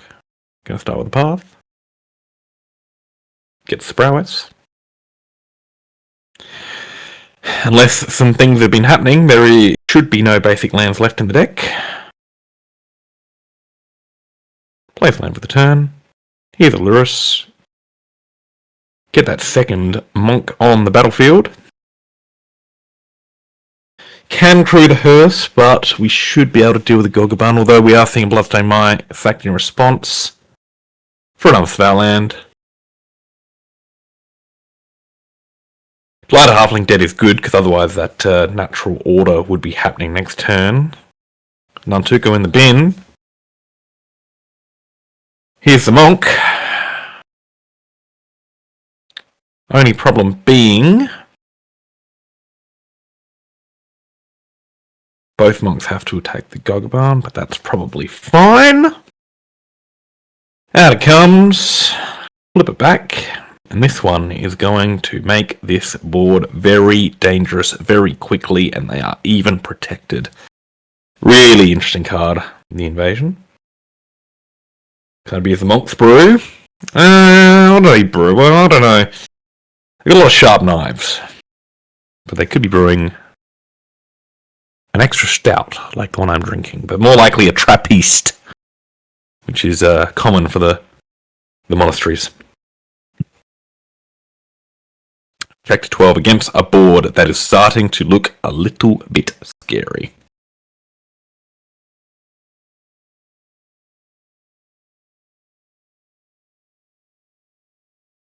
Haste for creature spells is the spot. Attractor in hand and one unknown. 4 mana. Could be a Goyf. Tarkia rice wine, maybe. Mongolian inspired, if I'm correct in my lore? I don't know. Is that what the Mongoloids make, rice wine? No way of possibly knowing. Could be a quick Google away, but I am far too focused on this extremely tight and tense game because this could end the night or it could keep it continuing. Mongoloid is technically a slur, by the way. I apologise. It's not my intent. I was merely trying to be as historically and lore accurate as possible.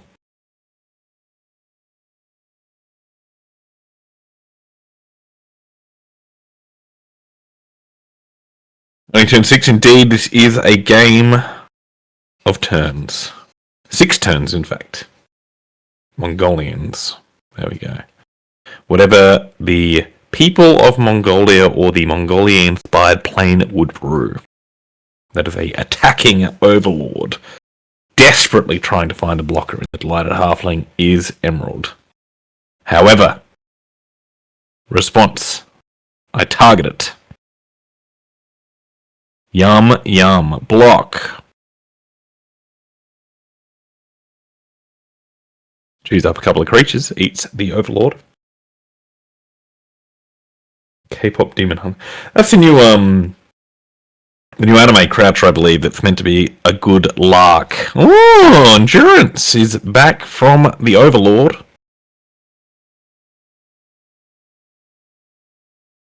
I hear good things about K-pop hunters. They hunt demons or something.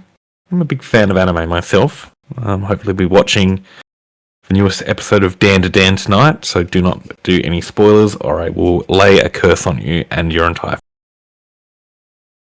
oh, well, you know, good for her, you know, reaching out and golden male version Espanol. So I assume everything is in in Spanish, but also like by, you know, male voice actors. Shot by Ghost is a great draw. So we'll remove the blocker. Farewell Ragavan, I hardly knew you. Zero cards in hand is Emerald, and Voltie begins the slow march to victory. This being their first win with the 8-point budget Boros Heroic. Not budget for long because this will surely see a 200% spike for cards such as Crimson Wisp, Annabelle, and whatever else. I don't know. Arabella, please, Great for match. the love of God. Looks like Voltie's going to have to put that one back in the box, which means I get to close another tab. Congratulations, Voltie, on their first of potentially Jack is using Jund for the rest of the series. I would love to read out Graham Crouch's message, but it's a profanity, and I am poorly attempting to avoid that. Jack is stuck on their final deck, so you'll be seeing that Jund all the way because they've already won the other two. Unless I have once again completely messed up how the rules work. And Voltie has a choice of Boros midrange or 4-color NO midrange. Tactical losses. Sticking them on Jund the entire way. I wouldn't put it past them. 2 rounds. Voltie is crafty. Crafty lady. I am going to take a brief bio and get a drink break if you want to chirp a chat. Sure. Did they hear that? They heard that, yes. Huh. Have you heard? Having a little bit of a recess, which means once again you are stuck with me. So, break it down. Jund by Jack. 7 points. Deathrite Shaman, Wasteland, Ragavan, Fable, Strip Mine, and Ren 6 are the points. Yeah. So, Boros midrange, 8 points. 4-color NO midrange, 7 points. Jund versus Voltie's other decks. Yes, that is correct, Croucher. So, because Jack won the first two, those two decks have been removed from the pool, leaving Jack on this 7-point Jund list for the remaining matches, however many they may be. We have seen Voltie on the 4-color NO midrange in round number 1, where she lost. So she has the option of bringing back that list, or using the deck that has not been used yet, which is Boros midrange. But that being said, she's going to have to win with both anyway. So, if all things go to plan, you'll be seeing both of those lists. Yeah, no worries. I'm vaguely getting the hang of this format. Yeah, hope everyone's feeling good. Hope everyone's enjoying themselves. I am impressed that the heroic deck managed to win, particularly against Jund, which I would expect to be one of its less desirable matchups. So that was pretty cool. But Jack just has to win one. Emerald just has to win one. And it is all she wrote. They still have the advantage, and as per, they will be on. Well, no matter how many they win from now, they will basically have to play at the start of every round from here on out, because that's how the rules work. Yeah. If anyone has any other questions, I'm happy to try to answer them or make something up, and you won't know the difference. If anyone wants to just yap at me or throw something for me to yap about, got a bit of time. I'm enjoying being back in a bit of coverage. I obviously helped out at Mana Clash, and that was a good time. I sadly will not be able to make the event-to-end all event, so just had a bit of a hankering and decided to, pester Voltie until she let me muck around. So here I am. Speaking of, here we are. Here's Voltie. How you feeling? Yeah, I'm good. Happy about winning with your terrible deck? I wanted to save it to see if I could win with it in Game 5 and really tell the story. But I also figured that being on the play once out of the last 3 games, I figured I should try and actually win the series rather than make the premium content. Look, you can make good content. It just can't be the premium, It's a process. Yeah, bringing the Boros Heroic deck out of the... still pretty premium, the Boros Heroic deck being Jund, right? Like, that's still pretty premium. I stand by my deck building skills, even with restrictions, and... I like the list. I think a lot of the I like the cards list. are okay. Yeah, I'd play it. I'd play it, and I would probably be like, okay, so can we just adjust the whole budget thing so I'm still playing 8-point Boros Heroic, but I can spend a bit of money and get something else? But Look, I can make a non-budget version of the deck, and that is, that's something I could do, but that's less interesting. No, I understand. I kind of want to talk to Jack, so I might get him to unmute. Maybe I'll have a little bit of a break. I'm going to run away. You chat. Bye. Oh, Jack's here. Hey, Jack, how's it going? Good. Are you sweating like last time? Not really. If it happens, it happens. I mean, last time when we thought it wouldn't happen because I was swiftly 2-0, and I was like, if I win the series, it's gonna look really scripted. If it happens back to back, that's like, I don't know. I might get in trouble. Yes, the police might come knocking on your door. Right? For faking content, faking news. For dragging it over the 2-hour mark so Russ gets paid. Hey,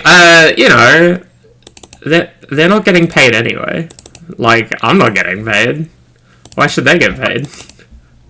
It was a joke. He said he only gets paid if it goes over the 2-hour mark. Oh, So okay. it would have been all over. Alright. I have a deck rented. It looks like a legal deck. I reckon we just fire it up when Russ gets back. We can get them. But otherwise, see you on the other side. Good luck, bud. You too. Good luck.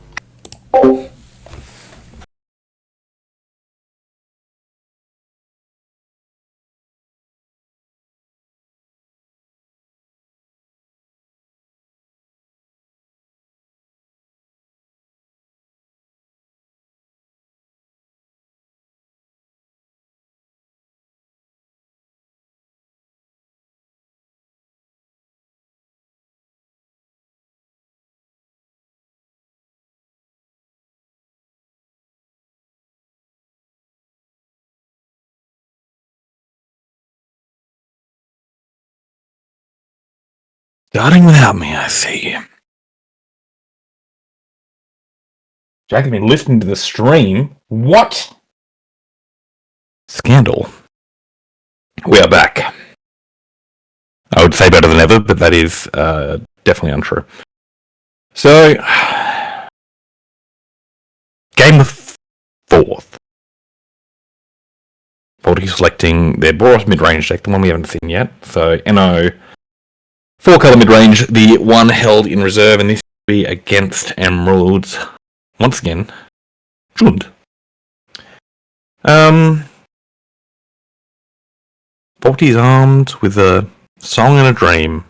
And just remember, dreams are just memories that we've forgotten or memories we haven't made yet. So, hopefully it's the memory that she hasn't made yet, which is winning this match, and not the memory she's forgotten, which is losing.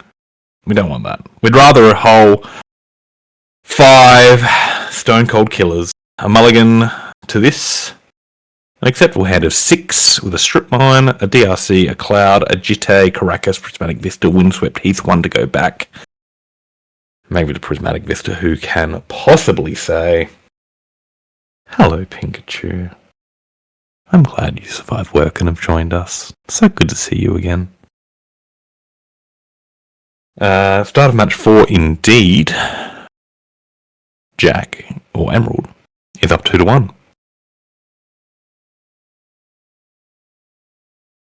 We are armed with overwhelming positivity, terrible insights, and a Jitte on the bottom of the library.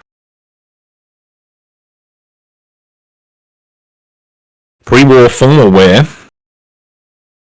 a card brought into infamy by our very own Voltie, who, upon its release, had to buy the commander deck that it was part of in order to get access to it, because that was the only real way to do it. Because, of course, it was made available on the Friday that the event was on. Turns out, pretty fucking good card. Now a mainstay in a number of lists.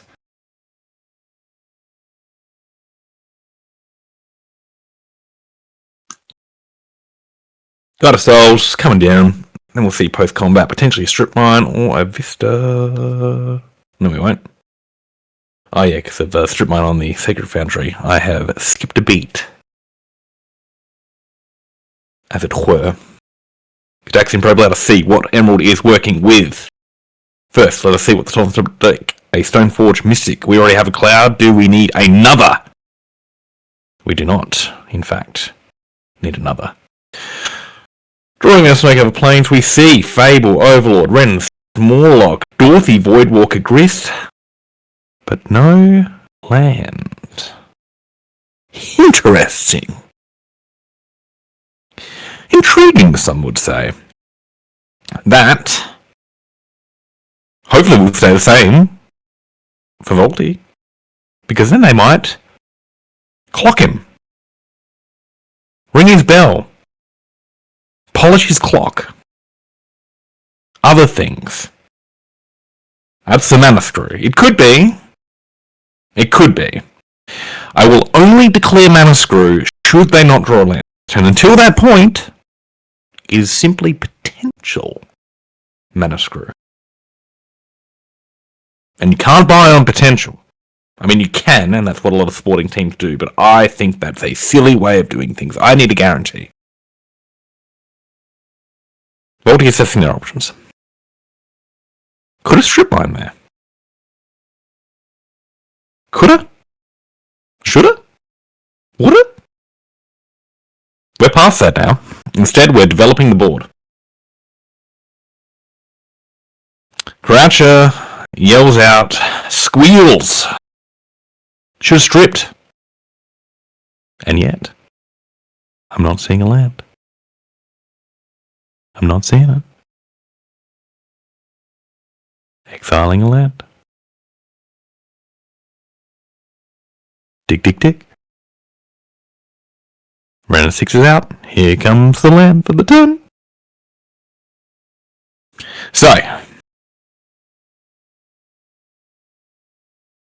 strip mine to come back. Presumably, could ping a Darcy, but that seems questionable. Not that I would ever question my betters, but if I don't consider anyone my better, I can question whoever I like.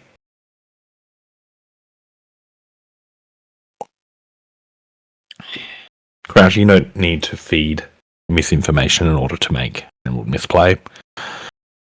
We will simply win on the virtual. Ooh, we're going to kill the Darcy.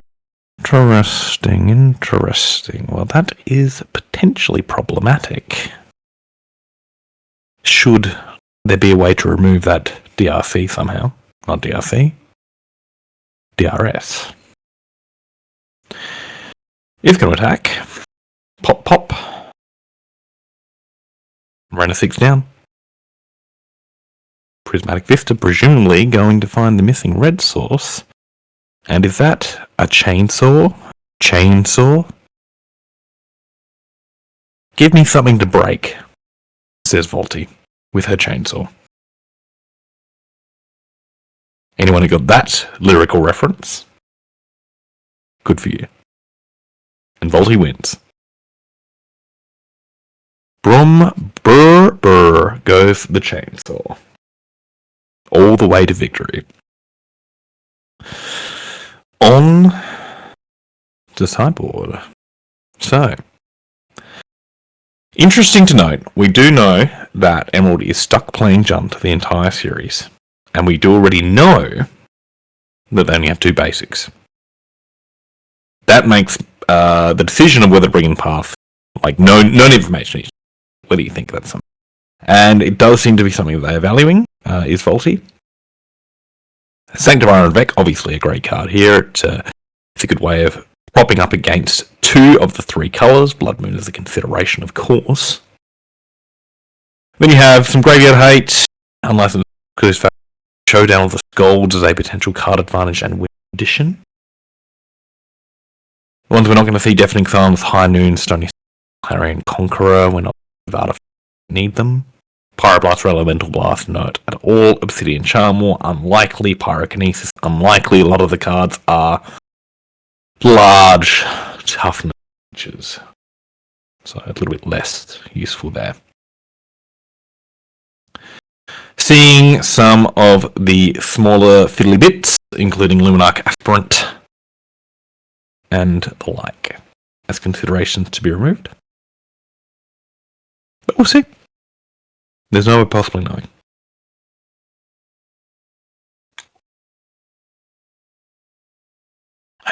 The cup is still at everything's fucked. If Voltie manages to win this, it may get twisted back around to everything's fine. But we'll see. Fill up my tea.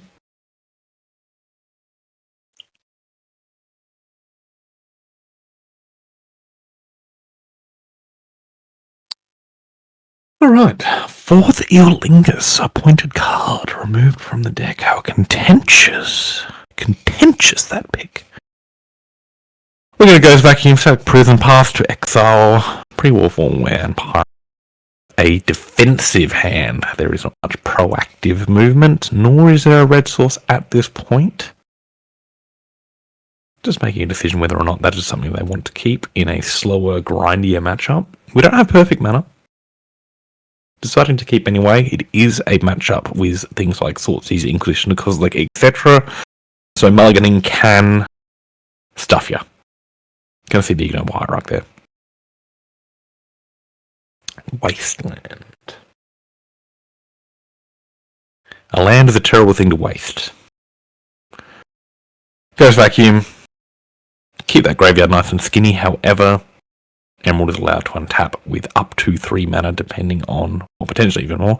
One of their basics gone now. Basic check. Grist. Only a creature on the stack. No longer a creature. Can't be passed to exile anymore.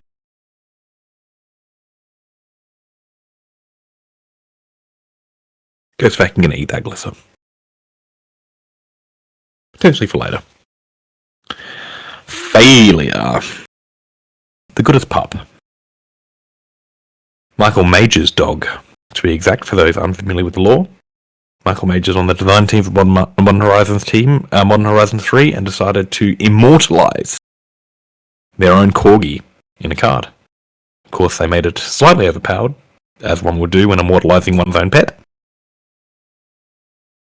Prefer failure, not failure. I noted that you have a preference, however, my pronunciations are mine. Instead coming in for 2, thanks to the exalted effect from the ignoble hierarch.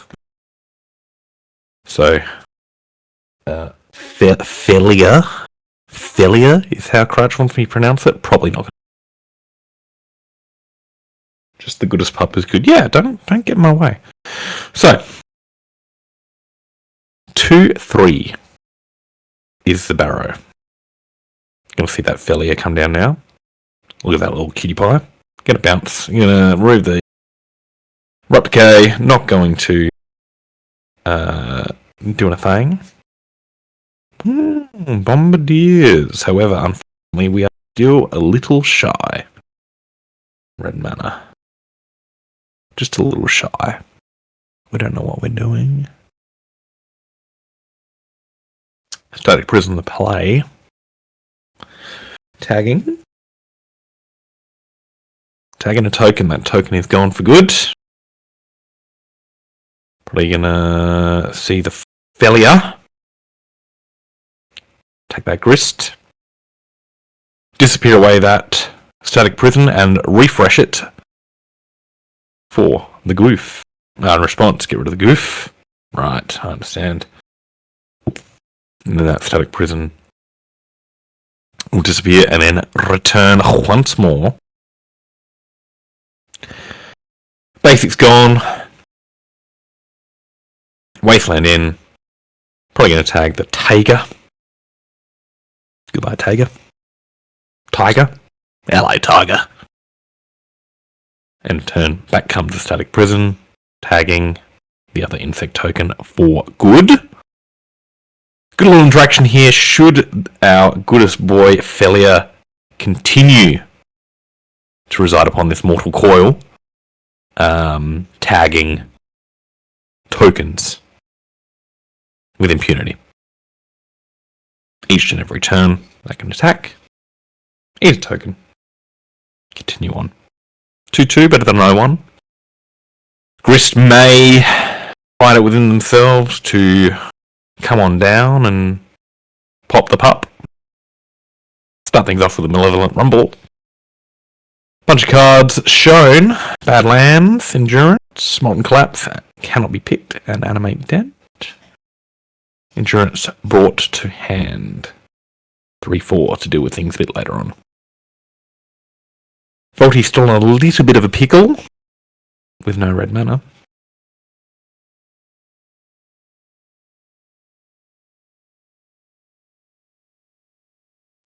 Gonna see that Eldrazi spawn sacrifice to kill the goodest boy. Sloon. Put down. Who killed the dog? Really? Render 6, the follow-up. Things are starting to slip. Things are starting to trend towards a Jund, however. Ghostly Vacuum sucking up that land. The Render 6 are targeted. Keeping a cap on that. Giving Discharge to draw. This, unfortunately,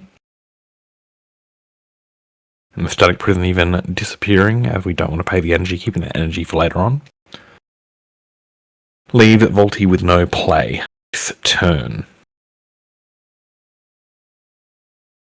Emerald with 3 cards in hand, 2 Planeswalkers, providing incremental advantage over the course of the turn. Plenty of mana. In response, we're going to see that Ghost Vacuum sucking up Render 6's target. Scrounging Deathclaw a la Tarmogoyf. A Fallout kind of sticker card on top of the card. Scalding Tarn the draw, that will fix our red mana. But is it too late? Could see a failure come back to 4-4 Vigilance. Could see a Discharge. Voltie's still on 18. 18 apiece.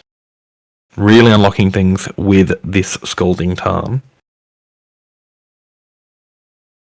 Whether or not they go for something like a Sacred Foundry to get triple white, probably unnecessary, or just a simple basic mountain to dodge things like Wasteland and the like. Gonna sit on the card for now. This kind of pushes me to think we're holding up for Galgading Discharge, Galgading Discharge. Being held up, Endurance.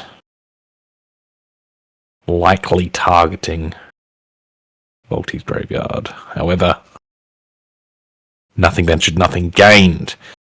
Now that Endurance, which was no information gone, Form Aware is a little bit more freed up.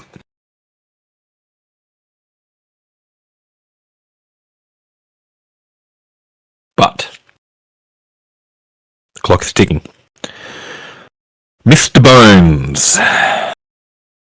The Bone Man. Bone in, bone out. Sempre. This is not game 1, this is game the 2nd. Voltie is up 1. Graham Croucher. Please pay more rapt attention to my musings. You know? You're doing yourself a disservice and me an insult. Nobody wants that. You can use excuses such as family and feeding all you like. But we all know what the most important part of this day is, and that is this moment in this match with these people on the internet. Alright? So ship shape and get better. Am I speaking too softly? Are my dulcet tones a little bit too demure? Do you require me to enunciate?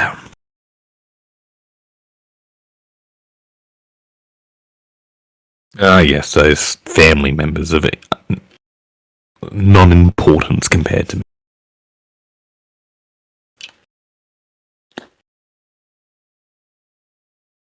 Look, don't call your family jerks, that's rude. Only I can call your family jerks. Failure swallowed up by Mr. Bones. And plenty of pressure on the board. Going to see that end of turn.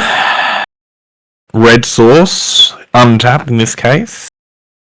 And following up with a Galvanic Discharge. Targeting the Ren 6. Niche micro celebrities. Who are your niche micro celebrities? Whose worlds do you love to see vignettes into in order to potentially enrich your own? Prismatic Vista getting the second red source, and we see a Pyroglyph now. That is a large and in charge little boy, and that is a 5/6. All of you, fair enough. Millie celebrity, yeah, Voltie would certainly be Millie celebrity. I'm an aspirant, you know. I'm an aspiring micro celebrity.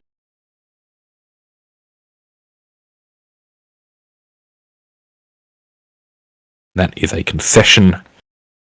Voltie, we're going to push ourselves into a game number 3, and this could very well be the last game, given that Emerald is a game up. Should Voltie win this? Game number 5. Last deck. Should it be Emerald? All over Red Rover. Voltie will be on the play for this last game. Jam Pop to get game 4. You are 100% correct. There are weird rules interactions to the fact that the game is played, however.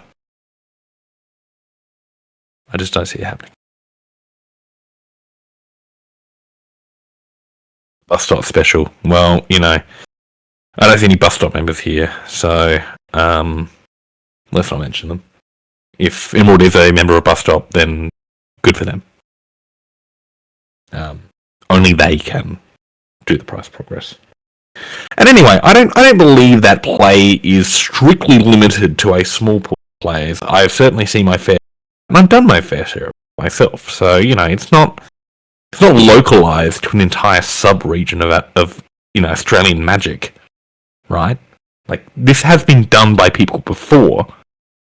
It's again one of these things where it's just like, oh yes, they have some renown.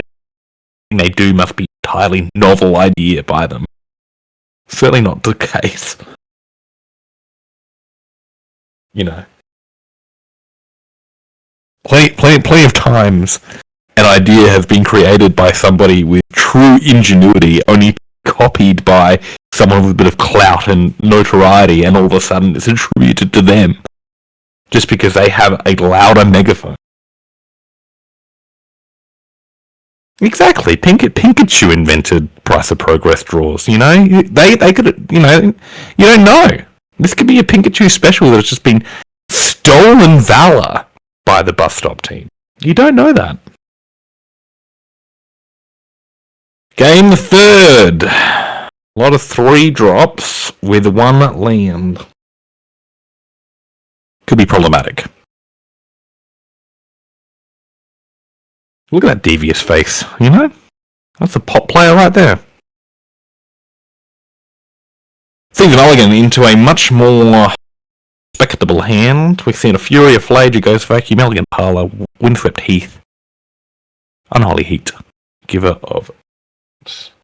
Totally new idea. Yes, exactly. See, you get it, Croucher. I was trying to put a vague Simpsons reference there. Got to put a card back. Won't be a land. Might be a Fury. Maybe.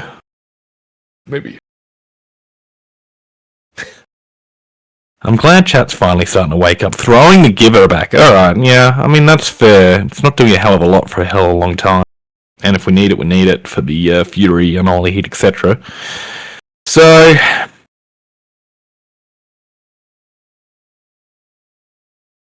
Emerald also to 6. You can't... I counter your pop. I counter it. Keeping the Sanctifier on Vec on top, as that is an incredibly important card. Likely, although unfortunately, being dual colour base, we won't get it. So we are relying. We do get the Sanctifier turn 2. That is good. We are now a little bit reliant on the top of the deck.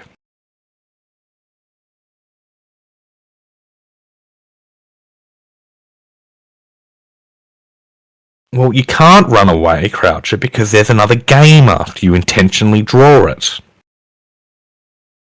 Like, you can put yourself in an awkward pose at best. I've seen plenty of accidental pop draw throws. So, you know, again, you may be the progenitor. I can't attest that you aren't. This wasteland's real bad. Real bad. That's going to be tough. Yep. Be real tough. I once again am calling to arms. Potentially Emerald is stream sniping. Unless, of course, I've got a red and 6 here, and otherwise it's just awful. But, we'll see. Massacre. Oh. God. To the random 6 here as well. Okay, Tarmogoyf. Fair enough. Fair enough. Look how they massacred my girl. Yeah. Absolute massacre. We are going to need to see a land. Pronto. Alright. And thankfully, both the Sacred Foundry and the Parlor have both basic land type, so we get to continue. Game is continuing, yeah. Game is continuing. Lion Sash, so we now have ways to manage the Goyf. Still got Fury, still got Heat, still got Flage potentially. I mean, this isn't... I mean, don't say it's over, you know?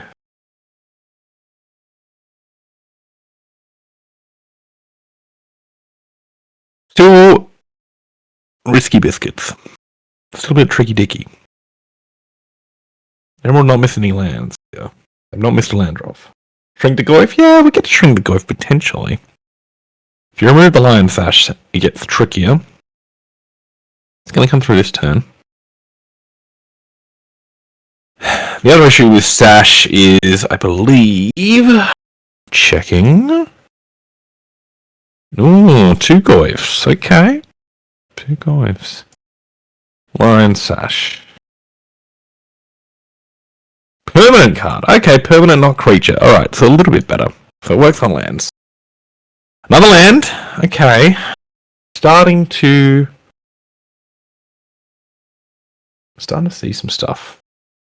Are we going to see the sickest fury of all time? It's beginning to look like the sickest fury of all time. It's really starting to look like the sickest fury of all time. It's pretty good. Pretty good. It's quite good. I endorse that fury. I think that was really quite nice. It was, I would categorize that fury as pretty good.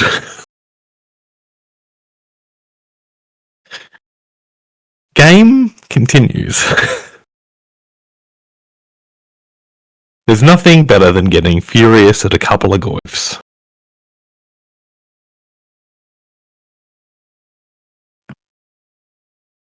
With the Flage in hand, and the Sash, I mean, okay, Mox Diamond. If Mox Diamond just as a...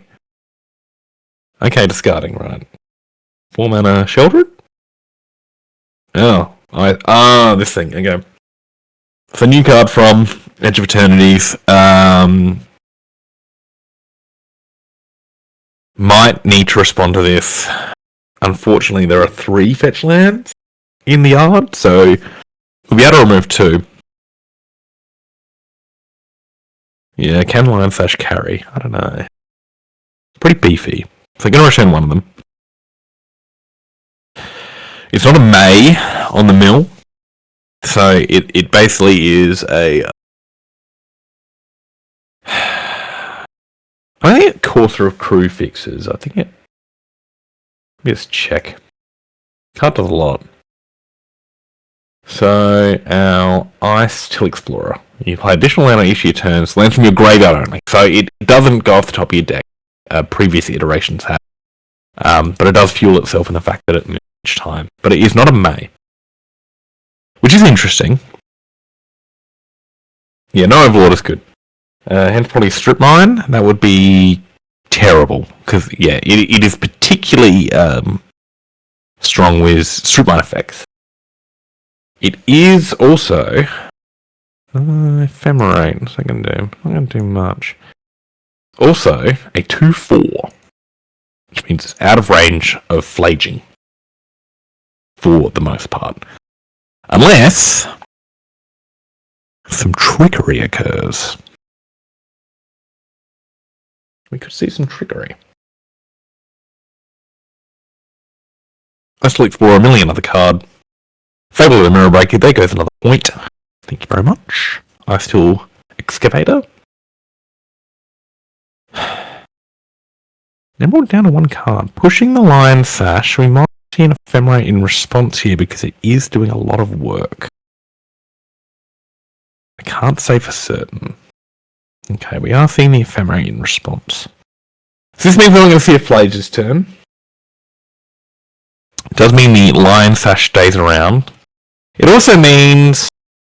oh no, yeah, only 2 of those. And we're down to 0. This is interesting. The mill happens first and then the... Alright, yeah, because otherwise you lose spells. Correct sequencing. Very good. Spring Art done. And now Savale. Leaving on top. That's bad. It's bad when they leave it on top when they have 6 mana and no cards in hand. It's quite bad. Rumble, okay. Not that bad, but still pretty bad. So I'm going to see 4 cards. Shifting Woodlands. So it's 3. Ooh, Strip Mine. Strip Mine's not very bad. Strip Mine's very bad. So Strip Mine... Strip Mine with this card is a funny interaction. It's a very funny interaction where this lets you play cards from your land cards from your graveyard. And only hits once? Okay. Only hits 1. What regard? Oh, this turn? Because they played a land? You do get to play an additional land. If they've already played a land, maybe. Oh, right, because we get to eat it. Yeah. Good point. Thank God. Normally, that'd be all over Red Rover. Still pretty good. Yeah, gotcha. I am learning. I am not a clever person. I've never admitted to such. In fact, I've vehemently said I'm a fucking idiot. So, we're learning today, people.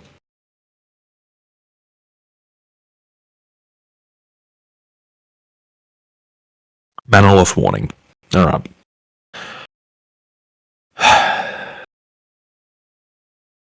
Gets in while the Iron Sash is small. Could have Sacred Foundry and taken V of double colours. Could have. I mean, you know. Probably a little bit worried. The arena is a scary land. Giving things haste is terrifying. Unless they're stream sniping. So, Ghostly Vacuum, gonna eat the Rumble, I believe. No, the Nantuko. So yeah, we're still building technically. Ephemerate, might not do anything this turn. Yeah. You don't want to... You've got the Sash of the 2/2. Can't play the Apparition. Can't play the Flage. So we're just going to sit pretty. We're threatening to make... Oh, we are just attacking. Alright, so we're just going to race. So we can deal with the Woodland and everything because Sash and Ghost Vacuum. So we kind of have the plan on lock at the moment. And we can threaten to kill... I don't think we're going to see the Vacuum go off Croucher. I think with 2 lands and the life totals, it's unlikely. It's not 0. Yeah, Pikachu, definitely worry about the potential haste. Like, it just do so much. With the life total they're on. You want gift them a couple of LEDs. I will use all of my power to manifest 2 LEDs on their board. Just manifest them. You know? That's what we do here. Manifest LED. Yeah, I'm manifesting, you know?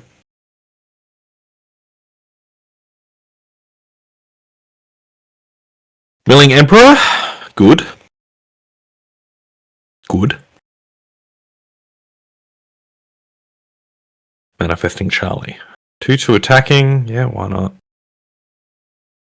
Yeah, milling the hits is good. It feels good when your opponent mills the hit, but like these 3 to 4 color mid-range decks, they're pretty much all hits. Sorry to say. That said, they're not coming back.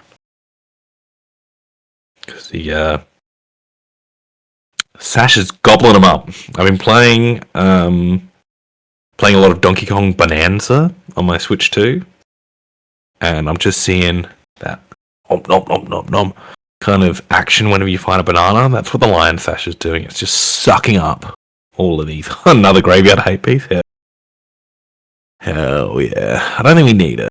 We're just gonna, because the Sash is gonna be up to a 6/6 next turn. So yeah, forcing the block here.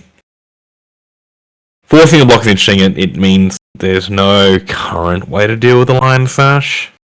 So I'm imagining that Emerald's Hand is a land, so we're going to play the Hearth as well. Does a similar thing. Slurp, yep. This is because we couldn't get lethal next turn anyway, due to the block. So even if we double go to a 6/6 and then drew the land Plage, we couldn't get that. So we're kind of spreading our resources of graveyard hate out between multiple sources now. Snuff out drawn, targeting the Lion Sash. That'll be it for the Sash. I don't think we're going to see we're not going to see like a tag and a crew in response.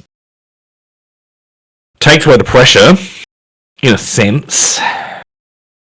So now Voltie relying both on Hearth as a potential creature, and as Croucher has said, drawing 6 mana to make a bunch of ghosts.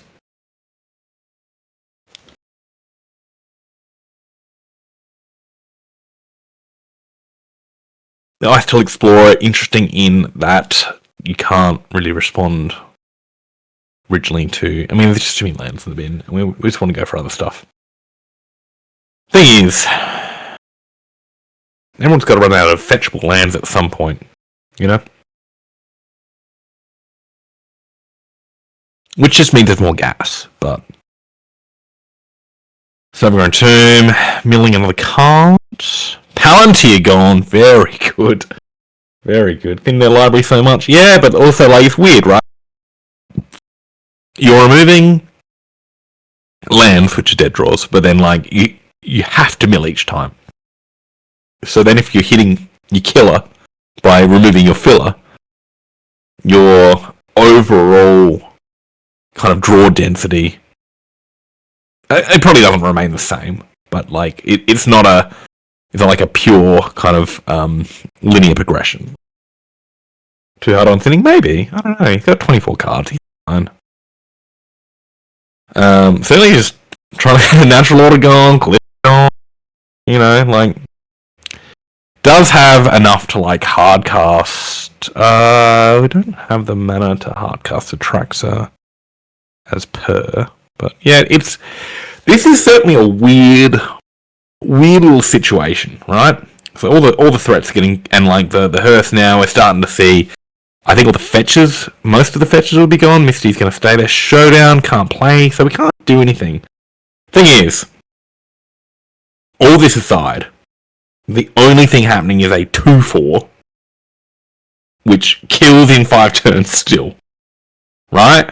Like, Voltie needs a land. Soon. Like, real soon. Good range from, yeah, well, you know. I think the argument is always, like, you run more land. So getting rid of all the fetches now, besides the Misty Forest,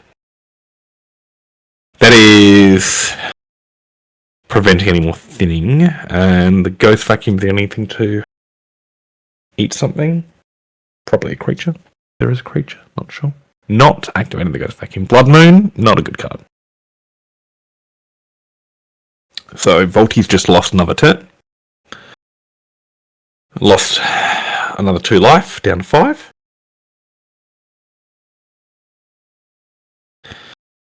Desperately needs a land. I mean, like, the Sky Shroud Apparition will certainly clean things up a little bit, and then, like, a Flage can hopefully help things out. Apparition would be great for a couple of reasons. You know, you obviously remove Explorer, which takes away the pressure, and then you've got a Crew for the Unlicensed Hearth, which at this point is getting close to lethal. Stoneforge, at least, is a spell that can be cast. Notably does not have 2 power. Cloud would. I don't think that there is a land equipment. Chainsaw doesn't do it. Pre-war Formware is something because it can get the Lion Sash. We'll be picking that up. Trip removals, yeah, it could be. You'd expect a removal spell here if they've got it.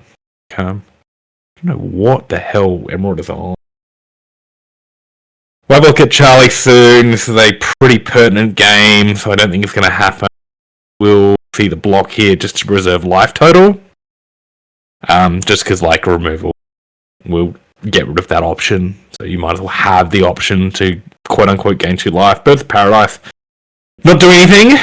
That's good. Really, really screaming for a land at this point.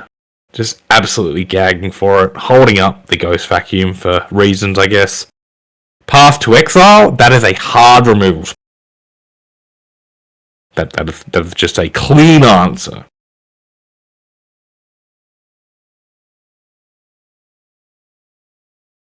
Clean answer.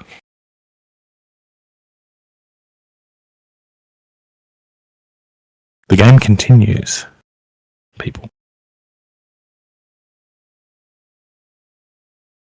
Thank you for blessing Voltie Spawn. It is much appreciated. Path to Exile. Exile the Icial Explorer. Remove all pressure. Until. A lot of mana. A lot of mana. 4. 5. 6. It's an Atraxa in it, yeah. Fucking Atraxa. Notably, Atraxa can be removed by Path to Exile. Atraxa cannot be removed. Cannot be removed by Sky Shroud Apparition. So,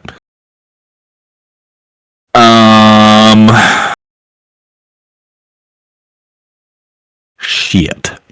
I think we need a Swords. And we're still pretty boned. Even with Swords. Beseiju, Molten Collapse, and Pyrogoyf. Well, Pirate Ghost card. It's kind of over. Don't say it's over. Don't say it's over. Only I get to say when it's over. Okay? I get to say. I'm the caster. I get to cast. I get to call. Only when I say it's over. So don't you say it's over. Alright? Alright? It's fine. It's all good.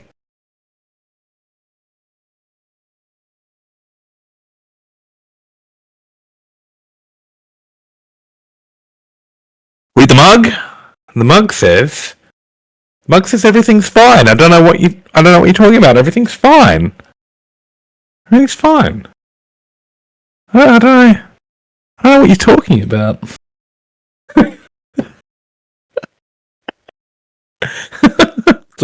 It's the best mug. It's a great mug.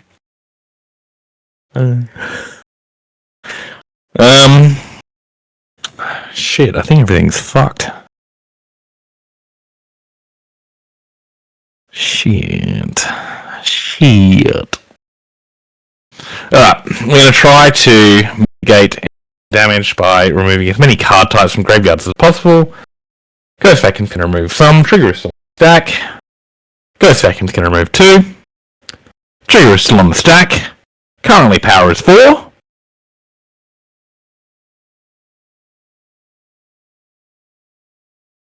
Yes, everything is on fire. Pikachu, everything's on fire. But at least we're warm as we burn, burn, burn. At least our toes are toasty. Oh, lightning bolt. Okay, it's over.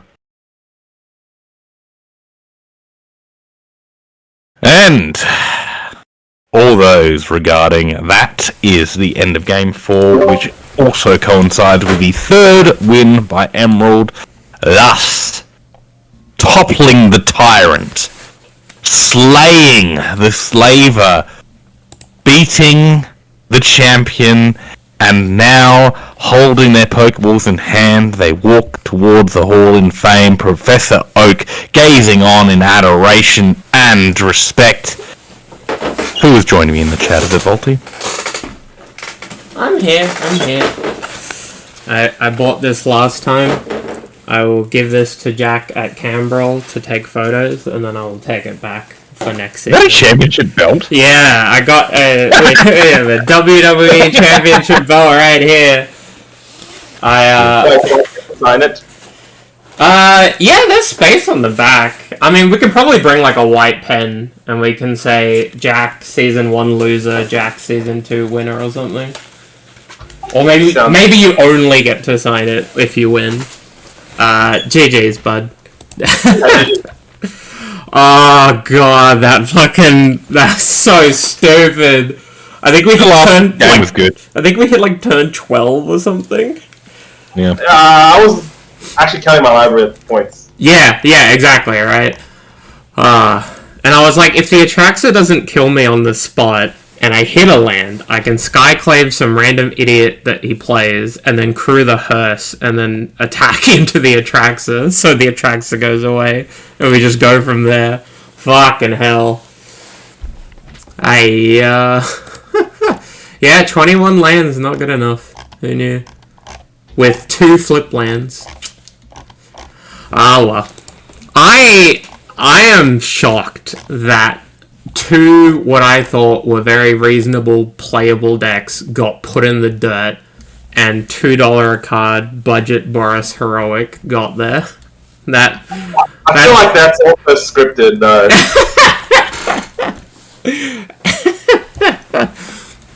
Alright, chat. To catch you up, GG's, congratulations to Jack. He is officially our Season 2 champion. If everyone in chat can get hype, and make sure that, you know, these big seasonal events, like, they're every 3 months, they're a lot of work to put in. You know, I had to drag these 2 out of the woodworks like 3 hours ago. We had to make sure. I sat there building decks for like 4 days straight, trying to come up with something that wasn't boring. Turns out when you play a bunch of decks that are just like Dimir decks with extra steps, that you end up having to register 2 Boros decks to make sure you hit your legal requirement of pointed cards. That's what happened. Well, you could have registered Storm, but as Richard would say, cowardice. The issue with registering Storm, which I looked into, by the way, is that I would hit 19 unique pointed cards, because the Boros mid-range deck, outside of the Heroic deck, got to play Strip, Waste, Fable, Fourth, Broadside, and Flage, all as unique points. And if I played Storm, I would have had Black Lotus eating up 4 of my points. And when I did the mapping, I was like, oh shit, I have 19 unique cards. This isn't legal. God fucking damn it. You'd have to play it over one of the other real decks that got put in the dirt, though. Yeah, I mean, I don't know. I think the Boros Heroic deck having Luris be 3 points, but also 1 unique card. A lot of deck building constraints. I will put all of the deck lists from tonight into the VFN server. Make sure that you read up on them and read up their notes as well if you want to watch this back and try and understand exactly what was going on. You would have liked to see me pilot Storm. I mean, I'll probably bring Storm next time. I thought about it last time as well, but I think I had the same problem of the unique pointed cards. We might have to reduce that limit. The problem with next time is you're probably going to play against Richard, and then if you register Storm, it's going to be, Well, if I'm playing against Richard, he's going to be floundering because he's going to have to bring 4 decks. And then can I just ban Storm? Like, that one's a gimme. I'm worried about seasonal challenges like you and Juzza, where I know that you'll likely bring 4 playable decks, but they're all dramatically different in terms of matchup spreads. And maybe I get lucky and you can't pilot Eldrazi, and maybe I don't get lucky. And yeah, we'll not do that again. Panda, the decks will be on Voltie's Discord, so you can look there for them, for the Heroic list. Yeah, I will put all of the deck lists from both sides into the VFN server next to the announcement and whatnot. Congratulations, Jack. I'll do it now on stream, just so everyone can be reminded of what the stakes were. I'm giving 100 out of my $103 to Jack Ding. That's so unfortunate.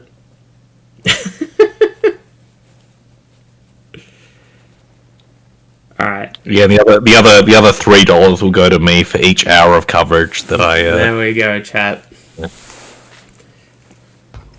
A clean $0 bank balance after the stream. Yeah. Look, it's Jack and $3 for me. What? Why do you think I put this off for so many weeks? I was so scrounging together. Alright. I reckon we can wrap it up there unless either of you wanted to say anything. You have 5 minutes to bid on MTG Bazaar Sunday Premium Weekend Auctions. You have 5 minutes to snipe from under any idiot that isn't terminally online to get the card that you want. And then you just have to wait another 20 minutes and there'll be fresh lots up for Sunday night, closing Monday. My God, guys, do you understand the sheer volume of cards on MTG Bazaar, one of our major sponsors? And there's also something about Mana Traders, which made this stream good. They're my notes. I'm done. I need dinner so bad. I'm so Oh, good news, chat! I won that auction for the Colligans command. I got it for $1. It's fucking poggers. Thanks, Pat. Oh, wait, already closed and I just lied to people? Shit. The Sunday ones have closed, yeah. The Monday ones will open up soon. Oh, I thought it was 8:30. Nah, it's usually I lied. Alright. So, the next couple of events on the schedule, if you all want to keep an eye out during this week. So we have a VFN on Tuesday. Not sure if we're going to have Rue on for that, but, you're welcome. I know we'll have Jack there. And then next Thursday will be our casual Voltie Lander Thursdays. I've got a pretty spicy fucking brew that I'm currently trying to fit together that may or may not contain spinning darkness. And then on Friday will be another VFN. And then maybe during the week, if I can drum up some interest, we might have a weekend event on the Sunday. Just because there isn't an RCQ next Sunday, it's just Saturday, so... Oh, really? For that, yeah. I'm in Melbourne, I wanted to RCQ. Oh! Yeah, no, we're not running a weekend event, I'm gonna hang out with this one. Alright. Work it out. Alright, chat, once again, big shout-outs to MTG Bazaar, big shout-outs to Rue up here, massive shout-outs to Jack for being a good sport as always. I talk a lot of trash, and thankfully he knows that it is all for the content, and that I would never lord something over, like, one-outering a bolt for 3 months until the run back. So now it's my turn to do the one-outer on the Scarlet, Yeah, that Scala was pretty fucking good. I'm thinking back on it, and I don't even think I could have played around it. Like, there was no way for me to gain life that turn. I could have only killed the FOMO, and then I would have left another thing. I'm pretty sure I was just dead. So yeah, that's going to be it from us, and we will see you all on Tuesday. Bye, chat. Love you.